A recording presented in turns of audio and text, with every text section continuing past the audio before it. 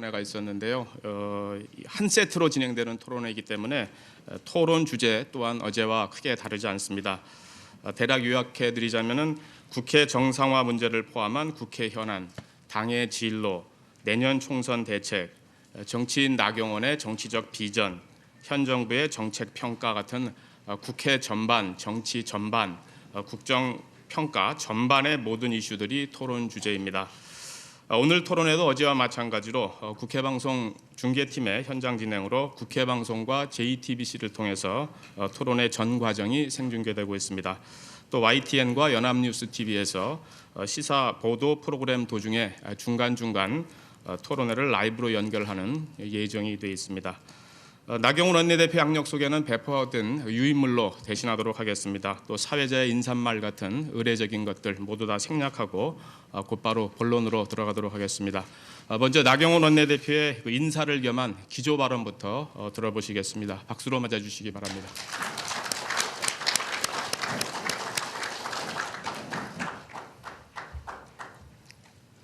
안녕하십니까. 자유한국당 원내대표 나경원입니다. 정론직필 정신의 보루와도 같은 관훈클럽의 초청으로 이렇게 뜻깊은 토론회를 참석할 수 있게 되어서 무한한 영광으로 생각합니다. 다만 이 국회를 좀 정상 국회로 만들고 나서 이 자리에 나왔어야 하는데 아직 국회가 정상화되지 못한 부분에 대해서 깊은 송구함을 갖고 있다는 말씀을 드립니다. 오늘 이 자리가 모쪼록 우리 자유한국당의 철학을 국민들과 함께 공유하고 또 패널분들의 날카로운 지적과 그리고 가르침을 겸허히 저희가 담아갈 수 있는 그런 소중한 기회가 될 것이라고 생각합니다. 많은 가르침과 허심탄회한 토론을 부탁드립니다. 정치는 결국 국민의 뜻을 한데 모아가면서 국가의 미래를 결정해 나가는 과정 그 자체입니다. 정치는 늘 살아있어야 하고 또 활발해야 합니다. 자유민주주의 정치의 기본은 토론과 대화입니다. 정치의 실종은 저는 곧 공존의 포기라고 생각합니다. 그런데 그렇다고 해서 정치가 모든 사회 곳곳을 간섭하고 통제해서는 안 될 것입니다. 그것은 자칫 정치 과잉을 낳을 수 있습니다. 그렇다면 지금 대한민국 정치는 어떻습니까?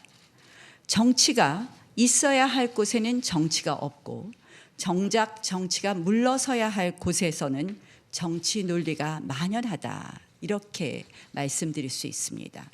정치 실종, 그것은 바로 자유민주주의의 가치 퇴보입니다. 문재인 정권 출범 이후 우리 정치에서 타협은 찾아보기 어렵고 오직 힘의 논리, 적대와 분열의 정치가 반복되고 있습니다. 정치 질서의 룰인 선거법마저 제1야당의 의견을 배제한 채 강행 처리하겠다는 것, 그만큼 반정치적 행위는 없습니다. 전임 정권을 부정하기 위한 보복 정치를 자행하고 사법부, 선관위, 언론 등을 장악해 사실상 생각이 다른 세력을 억누르는 것, 그것은 공존을 거부하는 신종 권위주의라고 생각합니다. 반면 정치적 논리가 작용해서는 안 되는 곳에서 우리는 과도한 정치 개입을 목격하고 있습니다. 경제, 안보, 기술, 민생, 외교 모든 분야가 정치 논리, 정치 세력에 의해 포로로 잡혀 있습니다. 대표적으로 경제가 그렇습니다. 소득주도 성장 정책이라는 초강력 정부 간섭 정책으로 시장이 교란되고 일자리는 실종되고 말았습니다. 재정 포퓰리즘으로 정부는 날로 비대해지고 국민의 호주머니는 가벼워지고 말았습니다. 정치가 시장의 보호막이자 심판의 일하는 그러한 역할을 넘어서 시장 그 자체를 대체할 수 있다는 실패한 이념에 사로잡힌 결과물이라고 생각합니다. 안보와 외교 역시 정치에 끌려다니고 있습니다. 북한 정권에 대한 일방적 환상과 헛된 기대에 사로잡혀 여전히 북한 체제의 본질을 직시하지 못하고 있습니다. 당장 핵을 머리에 이고 살아야 하는 국민의 대통령이 북핵과 대북 제재에 대한 안이한 태도로 오히려 북핵 위기를 장기화시키고 있습니다. 우리 체제 존립의 핵심 축인 한미동맹 역시 남북관계라는 정치 아젠다에 밀려 후퇴하고 있습니다. 게다가 관제민족주의가 한일 관계를 더욱 어렵게 하고 있습니다. 대표적인 민생 파탄 정책인 탈원전 정책과 또 편향적 특정 이념이 보호 해체를 주장하게 만들고 있습니다. 과학과 기술을 부정한 결과의 산물입니다. 정치로부터 가장 자유로워야 하는 그러한 사회 영역이 정치 논리에 휘둘린 결과입니다. 오늘 우리 사회가 직면한 전 분야에 걸친 위기를 극복하기 위해서 우리는 정치의 본질을 다시 돌아보아야 한다고 생각합니다. 정치가 있어야 할 곳에서 우리의 정치를 회복하고 정치로부터 해방되어야 할 사회 영역에는 자유의 가치를 불어넣어야 한다고 생각합니다. 개인의 정치적 경제적 자유를 보호하고 그 자유를 침해하지 못하도록 하는 것이 정부입니다. 그리고 스스로 자유를 향유하기 힘든 어려운 이들에게 도움의 손길을 내미는 것, 그것까지가 정부가 할 일입니다. 그 이상 사회 곳곳을 정부가 통제하고 개입하려는 것은 불가능할 뿐만 아니라 매우 위험한 시도입니다. 국민 모두가 자유롭게 생각하고 행동할 수 있다면 훌륭한 국민성을 가진 우리 국민들, 그리고 늘 미래를 향해 도전하는 우리의 기업들이 반드시 대한민국을 풍요와 발전의 나라로 만들 수 있습니다. 저는 자유가 곧 미래 먹거리 산업이라고 말씀드립니다. 이제 정치는 뒤로 물러서고 자유를 허락해야 합니다. 자유만이 성장과 분배를 모두 성공시킬 수 있습니다. 노동의 자유, 투자의 자유를 허락해야 합니다. 노조 본연의 존재를 외면하는 정치 노조만 득세하면 새로운 산업혁명의 가능성은 더더욱 요원해집니다. 자유로운 시장 질서 하에 일자리는 늘어나게 되어 있고 세수가 더 늘어 더 많은 복지를 할 수 있습니다. 기업가 정신을 고취시키면서 동시에 삶의 안전망을 제공하는 정부가 되어야 합니다. 안보 역시 우리는 자유 가치에 충실해야 합니다. 6.25 전쟁은 북한의 남침으로부터 미국을 비롯한 유엔군과 함께 자유를 지킨 전쟁입니다. 그 과거를 잊는 순간 우리 자유전선은 무너집니다. 한미동맹을 중심으로 한 자유동맹을 강화시켜야 할 것입니다. 자유위협 세력에게는 강력한 대응으로 답해야 할 것입니다. 남북관계 역시 한반도의 항구적 자유를 향한 그런 위대한 여정의 차원에서 풀어나가야 합니다. 그리고 무엇보다도 우리 정치가 자유민주주의 정치의 본질을 회복해야 합니다. 상대를 괴멸과 고립의 대상으로 여기는 적대 정치를 넘어서 서로의 차이를 받아들이는 공존의 정치가 필요합니다. 절대 권력은 절대 부패한다는 진리에 입각하에 권력 분산을 위한 정치 개혁이 시급합니다. 대한민국의 지난 건국화, 산업화, 민주화라는 위대한 역사의 여정을 이어나가는 한 명의 정치인으로서 저는 늘 뿌듯함과 긍지를 마음에 안고 살았습니다. 이 기적의 역사를 써내려온 위대한 지도자들을 계승하는 대한민국 우파 정당의 원내대표로서 깊은 책임감과 소명의식을 느낍니다. 스스로 나는 왜 정치를 하는가라는 질문을 던져봅니다. 그런데 최근 저는 스스로에게 이런 말을 합니다. 더 이상 대한민국이 회복할 수 없을 정도로 망가지는 것을 막기 위해서이다. 이대로라면 정말 대한민국이 주저앉을 수밖에 없지 않나 이런 생각을 합니다. 그런 생각은 저뿐만이 아닙니다. 그런 비관론은 온 국민들 사이에 퍼져나가고 있다고 생각합니다. 이대로 우리의 자랑스러운 역사를 끊어버릴 수는 없습니다.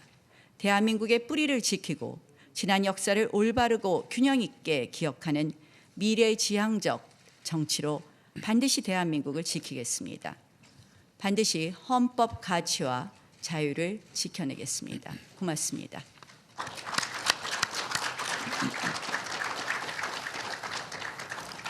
예, 수고하셨습니다. 이어서 토론에 들어가도록 하겠습니다. 먼저 패널 여러분들 소개해 드립니다. 제 오른쪽 끝에서부터, 그러니까 화면 왼쪽부터 소개해 드리겠습니다. 구혜영 경향신문 국회팀장입니다. 이어서 남도영 국민일보 디지털 뉴스 센터장입니다. 그리고 제 왼쪽 화면 오른쪽 방향이 되겠습니다. 이승헌 동아일보 정치부장입니다. 그리고 마지막으로 임세음 KBS 정치부 기자입니다. 예, 오늘 토론회는 어제와 같은 방식으로 진행이 됩니다. 관행적으로 질문 하나, 답변, 그다음에 또 다른 패널의 질문 하나 이런 식으로 이어지는 그런 관행적 방식이 아니라 패널 한 사람이 답변에 대해서 재질의, 추가 질의 이런 걸 이어가면서 소주제 하나를 완결짓는 그런 방식으로 진행을 하도록 하겠습니다. 패널 여러분들께서는 짧은 질문으로 질문의 초점을 좀 더 명확히 해주시고 또 답변도 그런 질문 취지에 맞게 짧고 명료하게 해주시면 고맙겠습니다. 더 밀도 있는 토론회를 위한 것으로 이해해 주시면 감사하겠습니다.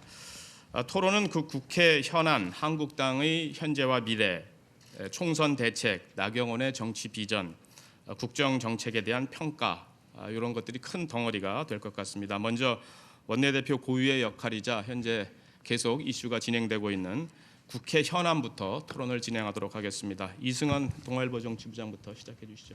예, 고맙습니다. 기조연설 잘 들었습니다. 그 정치의 실종이란 말씀이 눈에 띄고요. 가장 먼저 말씀하신 대목 아닌가 싶습니다. 지금 오늘 6월 20일입니다. 6월 지금 열흘 남았는데 나경원 원내대표도 답답하시겠고, 근데 보는 저희는 더 답답하고요.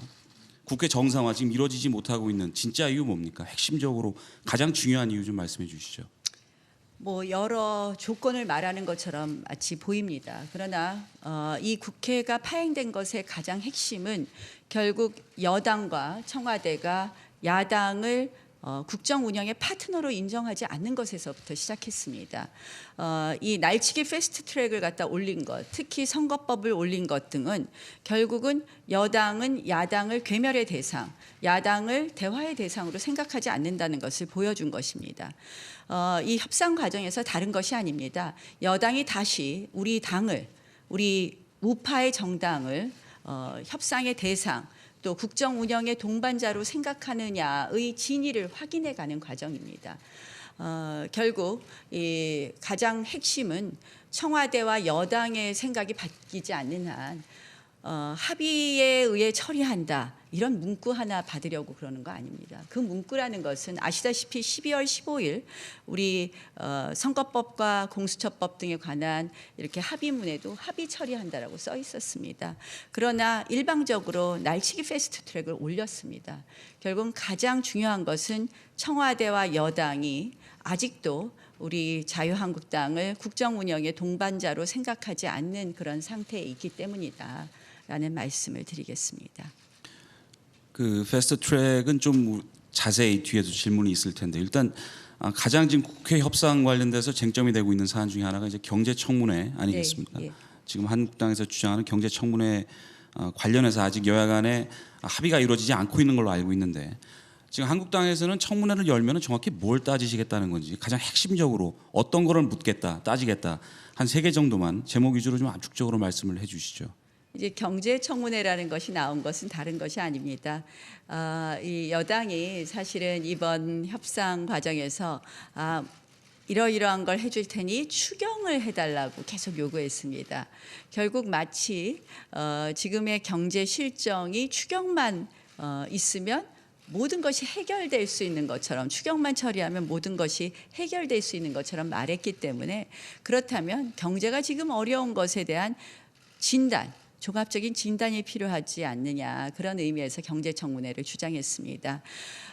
결국 그 경제청문회라는 것은 저는 사실 처음에는 경제실정청문회라고 이름을 네이밍했지만, 제가 어떤 이름도 좋다, 어떤 형식도 좋다고 했습니다. 저희가 묻고 싶은 것은 다른 것이 아닙니다. 첫 번째로는 이 경제 경제가 이렇게 어렵게 된 것은 저는 뭐 세 가지 원인이 있다고 생각을 하는데요. 첫 번째는 소득주도 성장 정책으로 대표되는 이념적인 경제 정책이고요. 두 번째는 좌파 포퓰리즘 정책입니다. 그리고 세 번째는 반기업 정책입니다. 이러한 것에 대한 종합적인 지금 경제 현상에 대한 진단을 하고 또 거기서부터 시작해서 우리의 대안에 대한 토론 없이 이 추경이라는 내용을 보면 또다시 선심성 복지 예산이 굉장히 많이 들어있는데요. 이 추경을 정말 퍼부은다고 해서 경제가 나아질 수 없기 때문에 그것부터 먼저 보자. 이것이 저희의 경제청문회 주장의 요지입니다. 지금 경제청문회 관련해서도 여야 원내대표 간에 지금 요구가 서로 엇갈리고 있습니다. 지금 아까 직접 말씀하셨다시피 어제 이인영 원내대표도 이 자리에서 얘기했을 때 또 얘기한 조건이 있고 나경원 원내대표 얘기하시는 거 조건이 있는데 그러면 한국당이 여기까지는 지켜줘야 경제청문회를 할 수 있다. 어떤 협상 마지노선 같은 게 있습니다. 예를 들면 청와대에서 김수현 정책실장 정도 나와라. 아니면 홍남기 부총리 정도 나와서 그게 청문회든 토론회든 진행이 돼야 우리가 받을 수 있다. 이런 어떤 협상의 구체적인 마지노선 같은 게 있습니까? 저희로서는 홍남기 부총리, 김수현 실장 정도 나오셔서 왜냐하면 지금 대한민국 경제의 큰 틀과 큰 방향은 경제부총리가 한다기보다는 청와대에서 정하고 있기 때문에요. 그렇게 나온다면 저희는 어떠한 형식이든 좋다고 생각합니다. 두 명 나오면 국회 정상화 관련된 토론 좀 협의 좀 급속도로 진행될 수 있는 건가요? 이제 국회 정상화는 세 가지가 있습니다. 요건이 하나는 결국 패스트트랙 과정에 관한 사과, 그리고 두 번째는 이 선거법이나 공수처법에 대한 합의 처리의 약속, 그리고 세 번째는 이 추경을 통과시켜 달라고 하니까 이 경제청문회든 뭐 경제 토론회가 되었든 경제에 대한 진단, 종합적인 진단 이 세 가지입니다. 그래서 그러한 형식이라면 당연히 할 수 있습니다. 알겠습니다. 한 가지만 더 여쭤보겠습니다. 아까 처음에 말씀하실 때 여당 그리고 청와대에서 지금 야당을 파트너로 인정하고 있지 않다. 괴멸이라는 표현까지 쓰셨습니다마는 네. 지금 국회 정상화가 잘 안 되고 있는 과정에서 청와대의 압박 실제로 어느 정도 존재하고 있다고 한국당 그리고 나경원 원내대표는 판단하고 계신지 좀 말씀 부탁드리겠습니다. 실질적으로 사실 여당이 자율성을 갖기 어려운 부분이 있다고 생각을 합니다. 결국은 청와대에서 뭐 요구하는 것을 여당은 어느 정도 실현해야 될 수밖에 없는 그것이 정치 현실이기도 하지만 지금 현재는 뭐 상당한 그런 압박이 있다고 생각을 하고요. 그것은 대통령께서 직접 이 저희 정당을 향한 정말 이 가시돋친 말씀을 하시는 것이 그대로 존재하는 부분에 있어서도 그 자체가 압박이 되지 않느냐 이렇게 생각합니다. 그럼 실제로 이인영 원내대표하고 협상하는 과정에서 이인영 원내대표가 그런 방금 말씀하신 그런 걸 직접 느낀다 이렇게 그런 인상을 받으시는 건가요?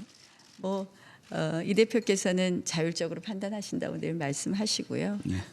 그런데 뭐 아무래도 이것이 전체적인 청와대의 입장, 아마 경제청문회 같은 것도 청와대 입장이 강하게 반영된 것 아닌가 이런 생각을 합니다.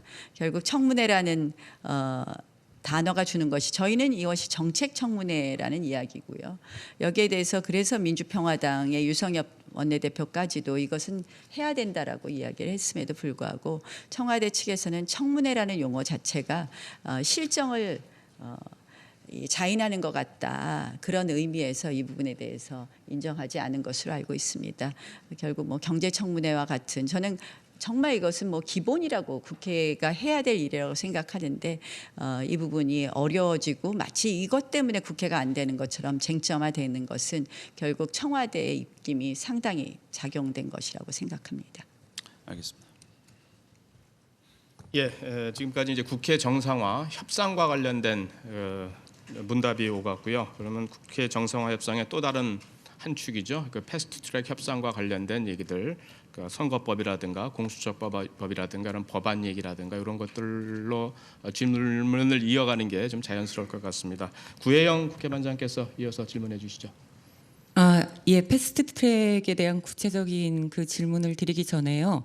그 먼저 좀 여쭙고 싶은 게 있는데 작년 12월에 여야 5당 선거제 개편 부분을 합의를 했습니다. 6개항으로 연동형 비례대표제 도입을 위한 구체적인 방안을 적극 검토하겠다. 그리고 나서 몇 개월 후에 비례대표제 폐지를 골자로 하는 당론을 제출하셨는데요. 이 입장 번복으로 보여지는데 좀 이유가 있는지 듣고 싶습니다. 글쎄요, 그거는 저는 분명히 그 당시 검토라는 단어를 썼습니다. 연동형 비례대표제를 하겠다는 것이 아니라 방안에 대해서 검토하겠다는 것이었기 때문에 입장 번복이라고 보기는 좀 어렵다는 말씀을 드리고요. 저희가 비례대표제 폐지를 통한 의원 정수 축소를 주장했습니다. 저희 안으로 제출을 했습니다. 아시다시피 지금 국회의원 정수가 300명입니다. 그런데 실질적으로 국민들은 국회의원 정수에 대해서 그렇게 많을 필요가 있느냐 하는 부분이 있습니다. 이 국회의원 선거제는 전 두 가지가 있다고 생각합니다. 대표성과 비례성. 저희가 주장하는 것은 10% 의석 정수는 감축하지만 270석으로 되면서 지역구 의석수는 다소 늘어납니다. 결국 대표성과 비례성이라는 선거제 중에서 대표성 부분이 강화되는 것입니다. 저희는 대표성이 강화되는 이 비례대표제는 폐지하고 의석수를 감소하는 이러한 선거구제를 제출했습니다. 왜 이렇게 했느냐? 그동안의 우리나라의 비례대표제는 실질적으로 비례성의 역할을 하지 못했습니다. 결국은 대표성을 강화함으로써 지역 대표성을 강화하고 그리고 그 공천 과정에서 비례성 부분을 보완할 수 있다고 생각해서 저희가 내놓은 안은 국민들께서 원하는 국회의원 정수의 감축이라는 그 국민의 뜻도 반영하고 그리고 비례성과 대표성 중에서 오히려 대표성을 강화하면서 비례성은 사실상 제대로 보완하는 방법을 채택했다는 말씀을 드리겠습니다. 지금 말씀 좀 들어보면 그러면 그 작년 연말에 합의하셨을 때 합의한 대로 좀 진행이 안 되고 있다. 이렇게도 좀 이해가 되는데요. 작년 연말에 합의한 거는요. 이미 합의 처리한다는 것을 날치기로 하는 바람에 이미 다 깨졌습니다. 사실상은. 날치기 거기 보면 사막에 분명히 합의 처리한다. 그때는 뭐 합의 처리한다 이렇게 완전히 강행 규정처럼 합의했음에도 불구하고 날치기 했습니다. 네. 그럼 2월 국회라든가 그다음에 정개특위 제출하기까지 시간이 좀 있었을 텐데 당시에 이제 그 서명하셨을 때는 그 정신에 동의하신 거 아닌가 좀 이렇게 생각을 하는 의원들도 좀 많거든요. 여당 쪽에서 좀 그런 의견을 냈는데 결과적으로 선거법 개정에 좀 생각이 없었던 거 아니냐 이런 지적을 하는데 그 부분에 대해서는 어떻게 생각하십니까? 선거법 개정에 생각이 없었던 건 아닙니다. 지금 말씀드린 것처럼 선거법에 대한 저희의 토론이 있었고요. 다만 연동형 비례대표제는 그 당시 제가 이제 원내대표 되자마자 손학규 당대표께서 단식을 하셨었죠. 그래서 우리 그 당시 우리 김관영 원내대표께서 밥 좀 드시게 해달라고 사정을 하더라고요. 근데 연동형 비례대표제는 저는 제대로 검토한 적이 없습니다. 그래서 제가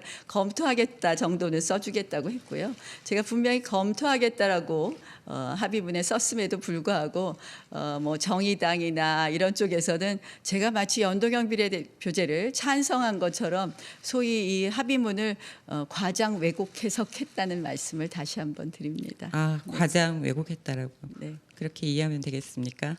알겠습니다. 그러면 의원 정수 축소와 비례대표제 폐지 이것은 바뀔 수 없는 당론이라고 이해해도 되는 겁니까?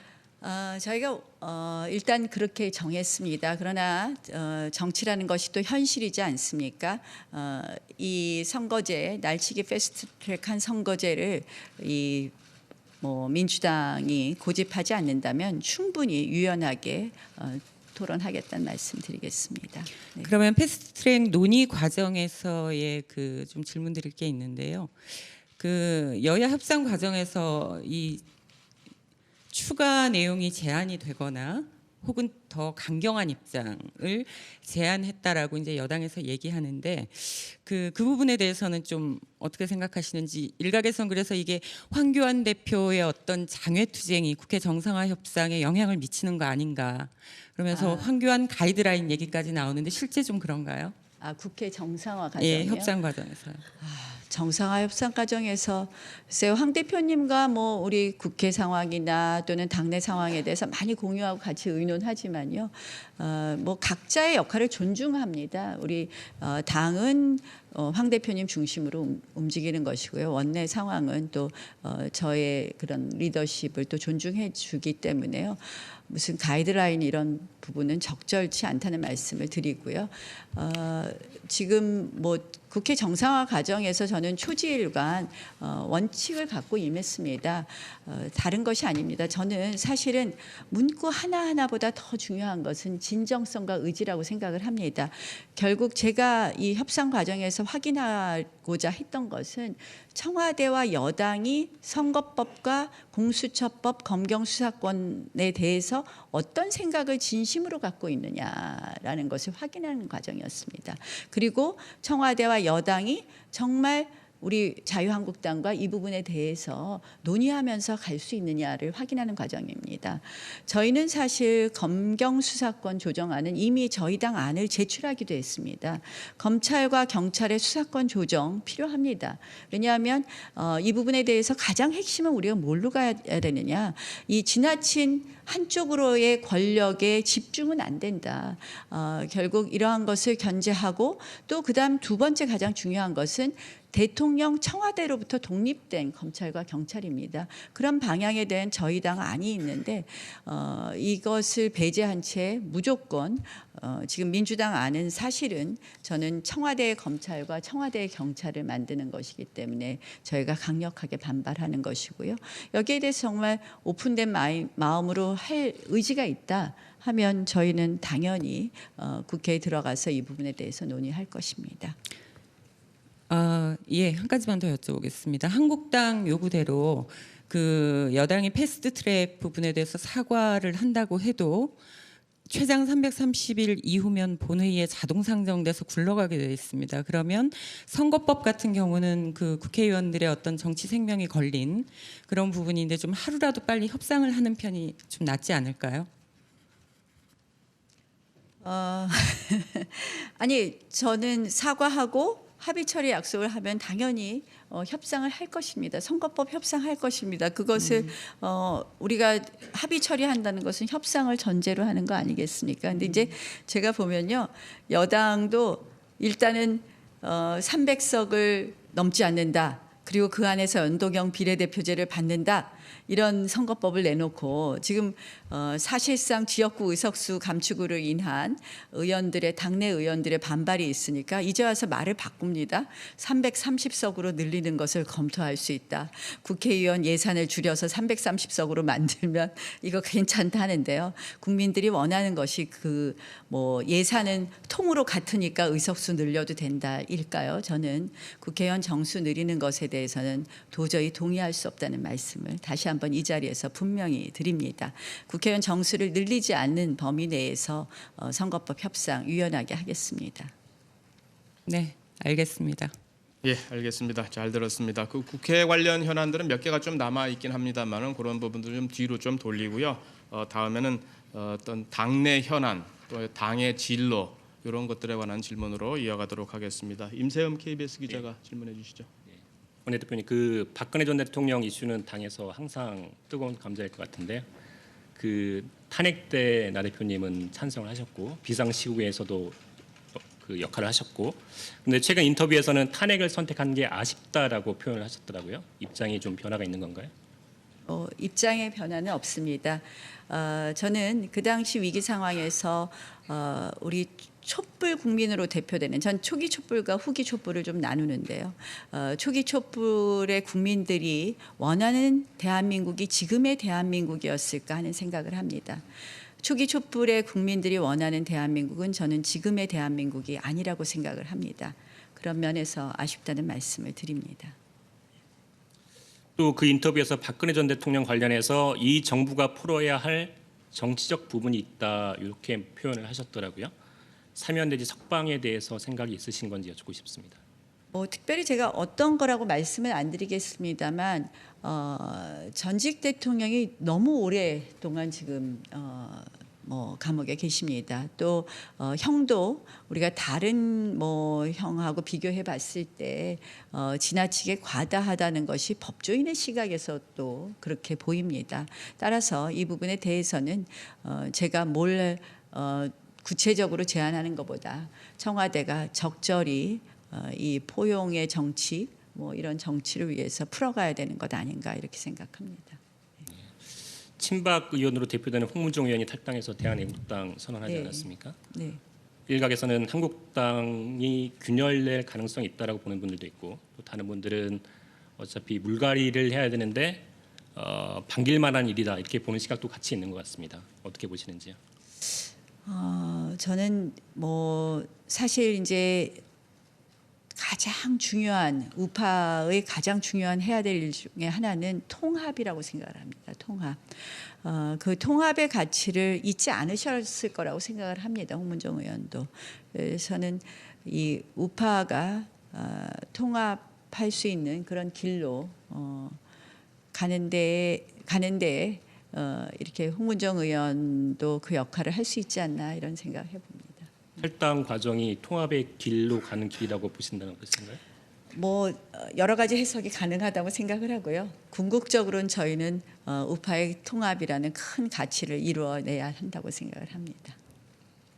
같은 맥락에서 조원진 대표 같은 경우에는 이제 4-5명이 확보가 돼 있다 이렇게 표현을 하더라고요. 대한애국당으로 오실 분들이 추가 탈당 얘기들도 좀 있는 모양이던데 언급되는 이름들도 있고요. 어떻게 보시는지요? 저는 그렇지 않다고 생각을 합니다. 가장 탈당의 대상으로 많은 분들이 생각했을 것 같은 김진태 의원님조차도 탈당을 강하게 비판했습니다. 저는 우리 당내에서 탈당하실 의원님들은 안 계시다고 생각을 하고요. 다시 한번 말씀드리지만 사실은 저는 문재인 정권이 지금 정말 국민들이 바라는 방향과 달리 가고 있다고 생각을 하고요. 그런 의미에서 큰 틀에서 우리가 유연한 우파의 통합을 만들어낼 수 있다고 생각합니다. 알겠습니다. 최근 당의 신정치혁신특위위원으로 임명된 인사에 대해서 반대 진영에서는 일베 출신이다, 일베 기자다 이런 비판이 있는 상황입니다. 어떤 검증 내지 의견이 있으신지요? 제가 정확하게 모르겠습니다. 지난번에 한번 얼핏 들은 것 같아요. 근데 저도 그 다음에 다시 팔로우업을 못했는데요. 그러한 부분이 있다면 저희가 한번 검증을 제대로 해보겠습니다. 저희가 요새 사실 많은 위원회가 출범하고 또 그 위원회에 작게는 한 20-30분, 많게는 100분 가까이 위원들이 참여하기도 하기 때문에 다소 검증 과정에 문제가 있었는지 어떤 상황인지 조금 살펴보도록 하겠습니다. 검증에서 문제점이 발견되면 조치 내지 의견을 제시할 수 있는 상황이 되겠죠. 예, 한번 살펴보겠습니다. 알겠습니다. 네, 예. 이상입니다. 당 문제에 이어서 아마 다음 단락은 여의도 정가에서는 가장 큰 관심 있는 현안 아닐까 싶습니다. 내년도 총선 문제, 어떤 공천 기준과 어떤 인물들 또 어떤 전략으로 임할 것인가, 또 본인은 어떻게 할 것인가, 이런 질문들에 대한 것이 관심사 아닐까 싶습니다. 구혜영 국회반장께서 질문해 주시죠. 네, 나경원 원내대표님 내년 전망은 제일 마지막에 여쭤보겠습니다. 동작 출마 여부는요? 네. 어찌됐든 총선 관련해서 한국당의 지금 주요 키워드가 보수 통합과 물갈이로 지금 요약이 되고 있는데요. 보수 통합과 관련해서 좀 바른미래당과의 통합, 현실적 가능성은 좀 어느 정도라고 이해를 하면 될까요? 저는 정말 적극적으로 노력하고 싶습니다. 사실은 물론 이제 바른미래당과 당대당 통합이냐 부분에 대해서는 조금 더 논의할 필요가 있지만 큰 틀에서 우파의 가치에 동의하고 한다면 저희는 같이 할 수 있는 부분이 많다고 생각을 하고요. 그런 의미에서 모두 적극적으로 좀 노력하고 싶다는 말씀을 드립니다. 우파의 가치를 강조하셨는데 유승민 의원 같은 경우는 이제 개혁 보수를 전제로 한 그 네. 부분을 많이 이제 강조를 하셨습니다. 어떻게 좀 얘기를 나눠보시거나 해보신 적이 있으십니까? 이 부분에 대해서? 뭐 최근에 말씀을 나눠본 적은 없고요. 앞으로 뭐 기회가 되면 유승민 의원님하고도 이 부분에 대해서 논의해 보겠습니다. 결국 저희가 지향하는 바가 같다면 다소의 차이가 있다고 해서 극복하지 못할 바 없다고 생각을 합니다. 내년 총선은 굉장히 큰 의미가 있다고 생각을 합니다. 결국은 이 대한민국이 더 이상 퇴보할 수 없는 것을 막아내는 전 총선이라고 생각을 하기 때문에 그런 의미에서 작은 차이는 극복할 수 있지 않나 이런 생각을 합니다. 예, 앞서 이제 질문에 이어서 대한애국당과의 통합 가능성은 좀 그렇다면 어느 정도로 보시는지? 뭐 거의 비슷한 취지의 답변이 될 것 같은데요. 네. 뭐 유연하게 접근하겠습니다. 네. 실제로 창당 가능성이 있다고 보십니까? 네. 창당 가능성이 저는 그렇게 높지 않다고 생각을 합니다. 네. 높지 않다고 예, 보시나요? 네. 그 오늘 홍문종 의원이 그 발언한 거 보면 친박 신당이 아니라 태극기 신당이다라고 당까지 성격까지 규정을 했는데 가능성이 높지 않다고 보시는 이유는 좀 어디에 있는지요? 글쎄요, 태극기 세력이라고 지금 대표되는 세력의 성격이 굉장히 여러 부분이 있고요. 결국은 모두들 우국충정이라고 생각을 합니다. 결국 나라라는 생각을 크게 한다면 분열보다는 통합으로 갈 것이다라는 생각을 합니다.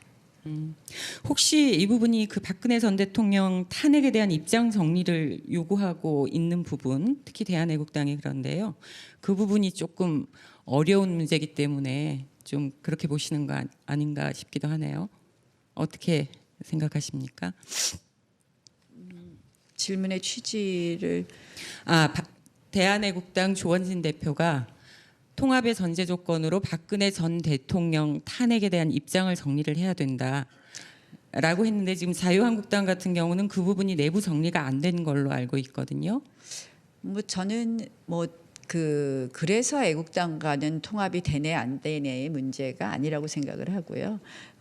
통합의 주체는 자유한국당이라고 생각을 합니다. 자유한국당을 중심으로 해서 우파가 하나 되는 길을 저희가 모색할 것이고요.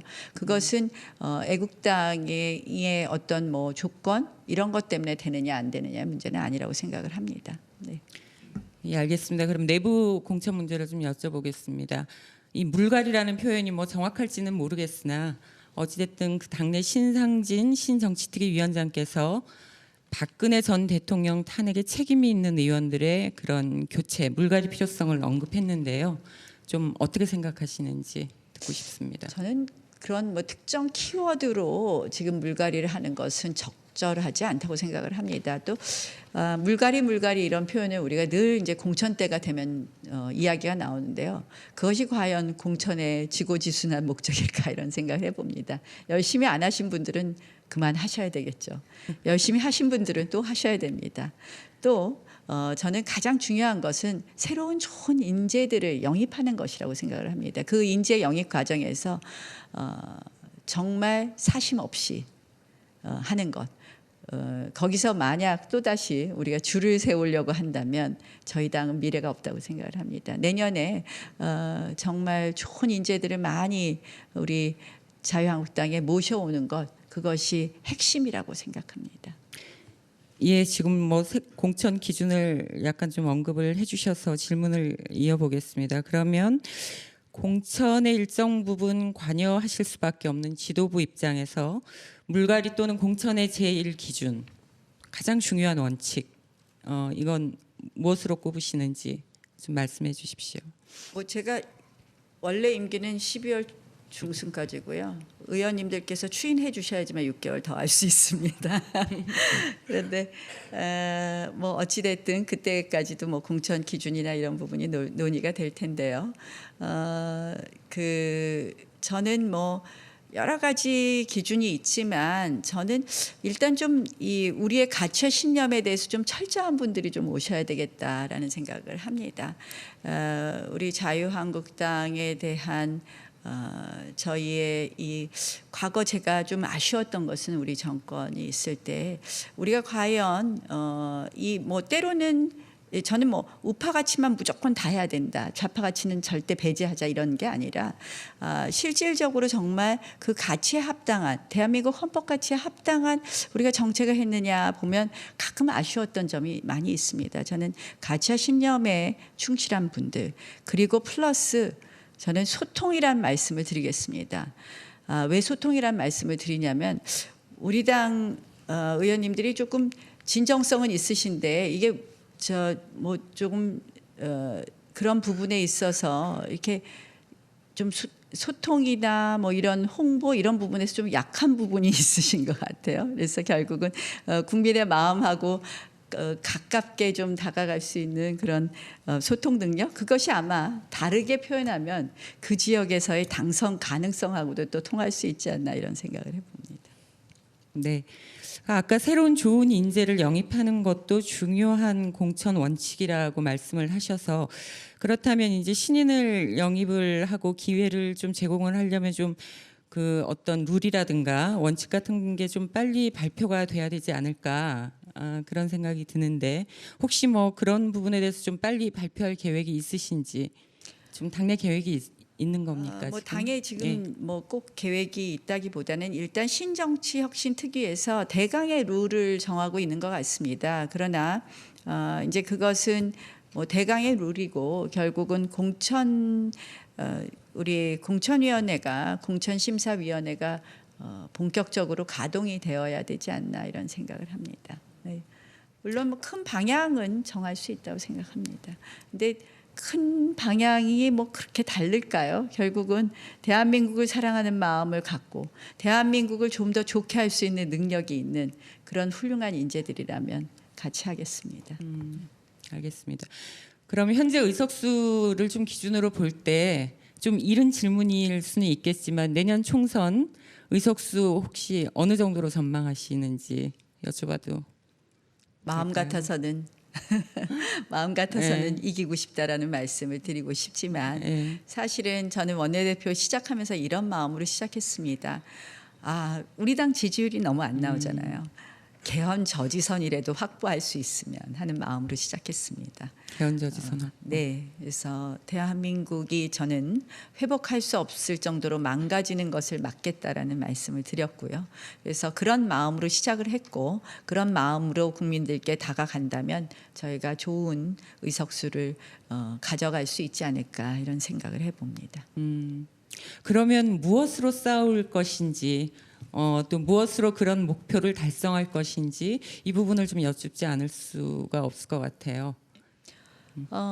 결국은 뭐 많은 분들이 이야기하시죠. 왜 야당은 비판만 있어? 대안이 없다 그러시는데요. 저희 대안 열심히 만들고 있습니다. 뭐 최근에 황 대표께서는 우리 경제 대전환 2020 위원회도 출범했습니다. 왜냐하면 저희가 그동안 계속적인 대안을 내놓고 정책을 말해도 야당 정책과 대안에는 귀를 담지 않으시더라고요. 그래서 그런 부분을 조금 더 부각하고 있는데요. 결국은 이 구체적인 대안 마련할 겁니다. 뭐 정책 마련할 것입니다. 근데 가장 키워드는요. 국민들께 신뢰와 희망을 드리는 거라고 생각을 합니다. 결국 저희의 그런 모든 과정이 자유한국당에게 믿고 대한민국을 맡길 수 있어. 그리고 그렇게 한다면 내 삶이 우리의 대한민국이 더 나아질 거야. 이것을 확신시켜드리는 그런 노력이 되어야 될 것이고 그렇게 한다면 저희가 표를 얻을 수 있다고 생각합니다. 네. 그 현재 지역구에 그대로 출마를 하시는 거죠? 저는 당연히 그러고 싶습니다. 공심위에서 저를 공천해 주신다면요. 저는 국회의원의 가장 기본적인 책무는 자신 지역구부터 잘 챙기는 거라고 생각을 합니다. 나의 당선만의 목적이 아니라 내 지역구에서 우리 정당의 가치와 이념 그리고 우리 정당의 노력을 잘 소통하고 그 지지를 확보하는 것은 국회의원의 기본적인 책무라고 생각을 합니다. 저는 당연히 동작구에서 다시 출마하고 싶습니다. 네, 잘 들었습니다. 예, 수고하셨습니다. 그 총선과 관련해서 저도 하나 좀 질문을 추가로 드리고 싶은데요. 그 아까 보수 통합 관련 부분이 나왔는데 항상 그 일의 의사결정을 할 때 제일 중요한 것이 또 그 고민거리의 핵심은 결국 우선순위입니다. 우선순위인데 지금 바른미래당과 애국당, 대한애국당 이렇게 두 개가 나오지 않았습니까? 물론 상대방이 있기 때문에 뭐 단언해서 말씀해 주시긴 어려우리라 생각은 됩니다만 통합의 우선순위를 꼽는다면 1순위를 그러면 어디로 생각하고 계신지 어디와의 우선 통합이 더 바람직하다고 보시는지 개인적 견해가 있으시면 좀 추가로 네, 여쭙고 뭐 싶습니다. 저는 개인적으로는 바른미래당과 먼저 통합하는 것이 바람직하다고 생각을 합니다. 실질적으로 이제 뭐 정당의 형태라든지 뭐 인적 숫자도 바른미래당이 더 많지 않습니까? 바른미래당과의 먼저 통합하는 것이 맞다고 생각을 하고요. 우리 애국당과는 자연스럽게 같이 하게 되었으면 하는 그런 생각입니다. 예, 알겠습니다. 그럼 다음 순서로는 이제 당에서 여러 가지 이제 원내대표로서 해결해야 될 과제들 이런 것들이 많을 줄로 생각이 됩니다. 그래서 그런 당내 현안들 그리고 본인은 조금 좀 불편하게 들으실지 모르시겠지만은 그 여러 가지 말을 둘러싼 논란들이 조금 있지 않았습니까? 뭐 그런 얘기들을 좀 질문을 하는 순서를 마련했습니다. 남도영 센터장님께서 질문해 주시죠. 예, 그 대표님, 원내대표님께서 그 대치정국이 시작된 이후로 굉장히 좀 발언들이 과격하다라는 논란에 많이 휩싸였습니다. 뭐 달창 논란, 대변인 논란, 반미특위 논란, 신독재 논란 등등이 있었는데 이것이 어떤 보수 우파를 겨냥한 의도된 발언인지 아니면은 원내대표님의 설명처럼 잘 모르고 한 발언인지 아니면 이게 좀 어떤 강박관념 때문에 이렇게 좀 과격한 언어들이 나오는 것인지에 대한 그 해석들이 많은데 어떻게 생각을 하십니까? 저는 뭐 일부는 잘못된 발언이 있다는 부분에 대해서 인정하겠는데요. 근데 일부는 도저히 그게 왜 과격한 발언인지 잘 모르겠습니다.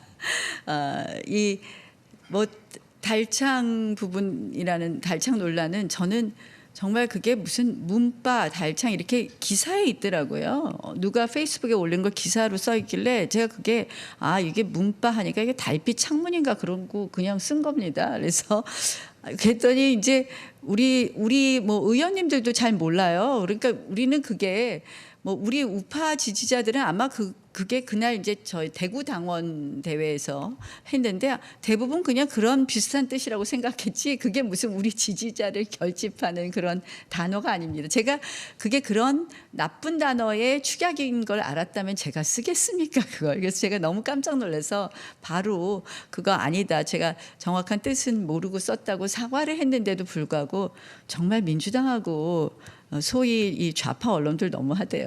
정말 한 열흘을 그거 갖고 막말을 했다고 계속해서 보도하더니 그다음 이제 기사 다 쓰고 나서 이제 민주당이 뭐 저 가서 뭐 시위하고 뭐 시도당별로 또 위원회가 뭐 성명 내고 하는 거 다 끝나고 나니까 이제 기사거리 없으니까 사설로 계속 쓰시던데요. 그래서 참 정말 좀 지나치다 이런 생각을 했고요. 제가 알면 그런 거 썼겠습니까? 그러나 일부는 제가 뭐 오해의 소지가 있게 쓴 부분도 있지만 제가 그것을 뭐 과격하게 썼다고 하는 것 저는 제 발언뿐만 아니라 지금 자유한국당의 발언을 계속 막말 프레임으로 넣고 있습니다. 지난 5월 한 달 동안 저는 민주당이 의도된 파행을 계속했다 생각하는 부분 중에 하나가 협상 막 논란하다가 갑자기 연락이 없어요. 한 일주일씩. 근데 보면 결국 자유한국당 막 공격해서 이 프레임 가두는 거를 계속 해오지 않았나 이런 생각을 합니다. 막말 프레임 물론 우리가 다소 잘못한 부분도 분명히 있습니다. 그 부분은 앞으로 우리도 조심해야 될 겁니다. 그런데 이거는 야당의 입을 막는 프레임 아닌가 이렇게 생각을 합니다. 사실 막말로 하면 원조가 민주당 아닙니까? 저 민주당은 야당할 때 뭐 그냥 욕설을 했었어요. 욕설을 기억하실 겁니다. 욕설을 그 X 다 기억하시잖아요. 그때 우리가 민주당 막말 프레임으로 그렇게까지 하지 않았는데요. 저는 이 막말 프레임이 조심에 저희가 좀 갇혔다고 생각하고요. 저희 스스로 조심은 하겠지만 이것이 야당의 건전한 비판을 막는 그러한 도구로 사용되는 것에 대해서는 동의하지 못한다는 말씀을 드리겠습니다. 네. 그 뭐 과거 현재 여당이 이제 야당일 때도 그 막말 프레임이 있었고, 그리고 일부 의원들은 이제 그 프레임에 갇혀서 출마도 공천을 받지 못하는 경우들이 상당히 많았는데, 어쨌든 간에 그 당내 의원들의 발언이 좀 과하게 막말 프레임으로 갇힌다라고 뭐 설명을 하셨는데, 아니, 일부 잘못한 부분은 있다고 일부 분명히 잘못한 인정했습니다. 예, 예. 근데 이제 당내 의견들을 들어보면은 한국당 내 의원들도 갈리는 것 같아요. 그러니까 야당 의원의 무기는 말인데 왜 말을 억자제시키느냐, 말을 막느냐라는 의견들도 있고, 이게 과한 언어가 국민의 정서와 괴리돼 있다라는 의견도 있는데, 우리 원내대표님은 좀 어느 쪽이신지 여쭙고 싶습니다. 저는 두 가지 다 맞는 말씀이라고 생각합니다. 그러니까 우리가 굉장히 조심해야 됩니다. 저희도 잘못한 거 분명히 있습니다. 그러나 또 우리의 말을 무조건 막말이라고 하는 부분에는 동의하지 못하겠다는 것이거든요. 그러니까 결국은 저희가 어떻게 하면 국민의 마음과 같이 소통할 수 있느냐, 그 부분에 대해서는 저희 모두 각자 조심해야 됩니다. 그러니까 사실은 국민들께서 다 느끼는 것을 우리가 이야기해서 오히려 국민들께서 우리 마음하고 괴리될 수 있는 경우도 있고요. 국민들께서 느끼시는 것을 우리가 잘 표현해 갖고 그 마음을 겉으로 드러나게 하는 부분도 있다고 생각을 합니다. 그래서 그런 부분은 양쪽 다 맞는 말이고요. 그래서 저희가 굉장히 전략적으로 잘 해야 된다라는 생각은 합니다.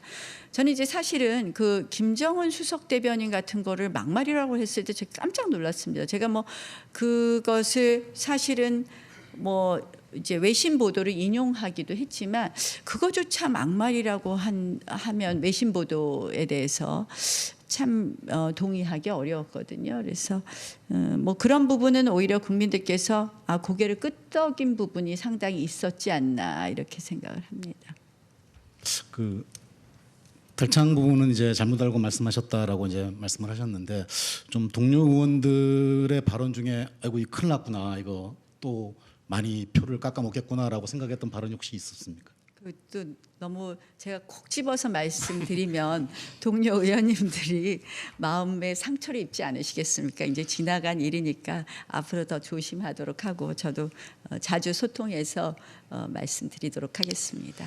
그 관련해서요, 그 5.18을 민주화운동은 이제 폭동이다라고 말을 했던 이종명 의원이 제명이 결정이 되었는데, 네, 예. 이제 이 제명을 결의를 하려면 의원총회가 열려야 됩니다. 네. 그 의원총회 소집이나 안건은 이제 원내대표님의 권한인데, 네, 예. 언제 소집하시고 언제 결정을 할 것인지를. 그러니까 이제 사실은 국회가 좀 정상적으로 돌아가서 이게 정상 국회가 되면 이제 바로 저는 이 부분의 안건을 올리려고 했습니다만, 그동안 저희 의원총회가 이 안건을 논의하기에는 적절하지 않았습니다. 그래서 이 국회 정상화가 되면 바로 이 부분에 대해서 의원총회에서 논의할 생각이라는 말씀을 드립니다. 네. 그 의원총회가 열리면 이제 의원 과반의 찬성이 있어야 되는 거지 않습니까? 찬성될 거라고 보세요? 실질적으로 당내에 다양한 의견이 있습니다. 이 뭐 5.18 민주화 운동 자체를 부정한 것 같이 보이는 부분에 대해서는 이것은 매우 잘못됐다는 그런 의견도 많으시고요. 또 그러나 또 한쪽에서는 전체적인 맥락은 그것이 아니었다라고 보시는 의원님들도 계시고, 이종명 의원도 5.18 민주화 운동을 부정한 것은 아니라고 지금 변소하고 계십니다. 그래서 조금 더 의총에서 어떤 논의가 진행될지는 조금 더 지켜봐야 되겠습니다. 그 막말은 아니지만 어쨌든 어제 발언 중 황교안 대표의 발언 중에 외국인 노동자의 임금을 국내 노동자도 같이 주는 것은 불공정하다라는 발언이 좀 논란이 되고, 아침에 황교안 대표께서 이 발언에 대한 해명도 하신 걸로 알고 있는데, 이 부분들은 좀 당의 입장과 어떤 식으로 차이가 있는 건지, 아니면 당의 입장인 건지. 뭐 황 대표께서 외국인 근로자를 차별 대우하자라는 취지로 말씀하신 것은 아니라고 생각을 합니다. 뭐 저의 당은 저희 자유한국당은 실질적으로 이제 뭐 현장에서 그런 목소리를 많이 듣는데 지금 이제 외국인 근로자의 경우에 이제 숙식비가 제공되는 부분이 있는데 그 이제 최저임금 산입 범위에 지금 이미 수당을 집어넣는 법안을 작년에 통과시키지 않았습니까? 뭐 그런 부분 또 이 뭐 연수기간 문제 뭐 이런 부분에 대해서 저희가 좀 들여다보고 있다 이런 정도 말씀드리겠습니다. 이건 조금 다른 얘기인데 네. 황교안 대표 체제가 이제 100일이 지났는데 네. 좀 원내대표로서 좀 황교안 대표 체제 100일을 좀 평가하자면은 어떻게 평가하시는지 궁금합니다. 일단 뭐 황교안 대표 저희 당이 그동안 굉장히 오랫동안 사실은 비대위 체제 내지는 불안정한 정당의 모습으로 이어왔습니다. 오래간만에 전당대회를 통해서 당 대표를 선출했습니다. 결국 황교안 대표의 뭐 캐릭터가 주는 또 안정감도 있지만 이런 전당대회를 통해서 선출된 당 대표라는 그런 정통성, 정당성 그것 등으로 인해서 당이 좀 안정적으로 이제 뭐 자리 잡았다. 이런 면에서 안정감을 준다는 면에서 굉장히 당의 플러스 요인이라고 생각을 합니다. 그런 의미에서 황교안 대표께서 당의 당대표로 선출된 것은 아주 긍정적이라고 생각을 합니다. 특히 어찌됐든 황교안 대표는 지금 뭐 부동의 1위 후보입니다. 대선 후보. 저는 늘 이 당대표 대선 후보 나갈 사람들은 이 당대표 자리에서 뭐 2년 전에 그만둬야 된다든지 이런 예전에 당원 당규가 지나치게 당 대표를 형해하고 당 중심으로 어떤 이 우리 뭐 정당 활동이 되는 것을 위축한다고 생각을 했는데요. 저는 1등 후보가 당 대표를 맡아주셔서 굉장히 그런 의미에서도 너무 당에 긍정적이고 좋은 역할을 해주신다고 생각을 합니다. 관련해서 지금 뭐 말씀하셨지만 여론조사에서 황교안 대표가 1위를 차지하는 경우가 많은데 언제까지 이 1위가 유지될 거라고 보십니까? 과거에는 1위를 유지하다가 많이 꺾어진 후보들도 많았는데. 제일 어려운 질문인데요. 뭐 글쎄요, 당분간 1위 계속 하시지 않을까요? 네, 뭐 제가 당분간 쭉 제가 너무 이거 제일 어려운 질문인데요. 결국은 뭐 저희 자유한국당이 저는 이 잘 자리 잡고 다시 국민들의 마음을 얻는 과정을 잘 해간다면 황교안 대표께서 계속해서 1위의 자리를 고수하시지 않을까 이렇게 생각을 합니다. 그래서 일단 뭐 요새는 총선 승리가 제일 눈앞의 과제이기 때문에 그 총선 승리를 위해서 우리가 열심히 하다 보면 총선 잘하면 또 황교안 대표 지지율이 더 올라가지 않을까요? 그런 생각해 봅니다. 네. 예, 수고하셨습니다. 다음 단락은 이제 현 정부의 국정 정책 이런 것들에 대한 평가 순서를 한번 마련했습니다. 각 분야별로 나눠서 질문을 이어가겠는데요. 우선 그 정치 분야 이 부분을 임세은 기자께서 준비해 주시죠. 예. 한국당은 현 정부를 좌파 독재라고 규정해서 비판을 하고 있는데요.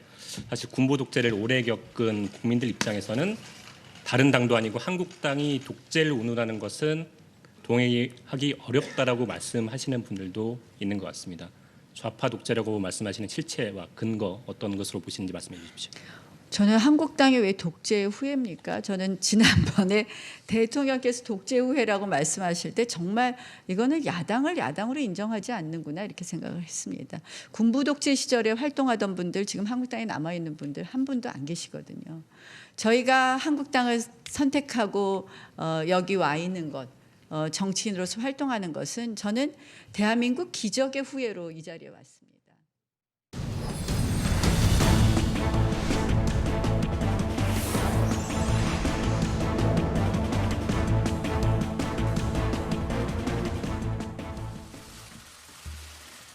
지난 6월 15일에 발생한 북한 소형 목선 상황을 군은 엄중하게 인식하고 있으며 국민 여러분께 깊은 사과의 말씀을 드립니다. 이번 사건을 계기로 군의 경계작전 실태를 꼼꼼하게 점검하여 책임져야 할 관련자들에 대해서는 엄중하게 문책하겠습니다. 군은 이러한 상황이 재발되지 않도록 경계태세를 보완하고 기강을 재확립토록 하겠습니다. 또한 사건 발생 이후 제기된 여러 의문에 대해서는 한 점 의혹이 없도록 국민들께 소상하게 설명드리도록 하겠습니다. 사건 처리 과정에서 허위 보고나 은폐 행위가 있었다면 철저히 조사하여 법과 규정에 따라 엄정하게 조치하겠습니다. 다시 한번 국민의 신뢰를 받는 강한 군으로 거듭날 것을 약속드리면서 깊은 사과의 말씀을 드립니다.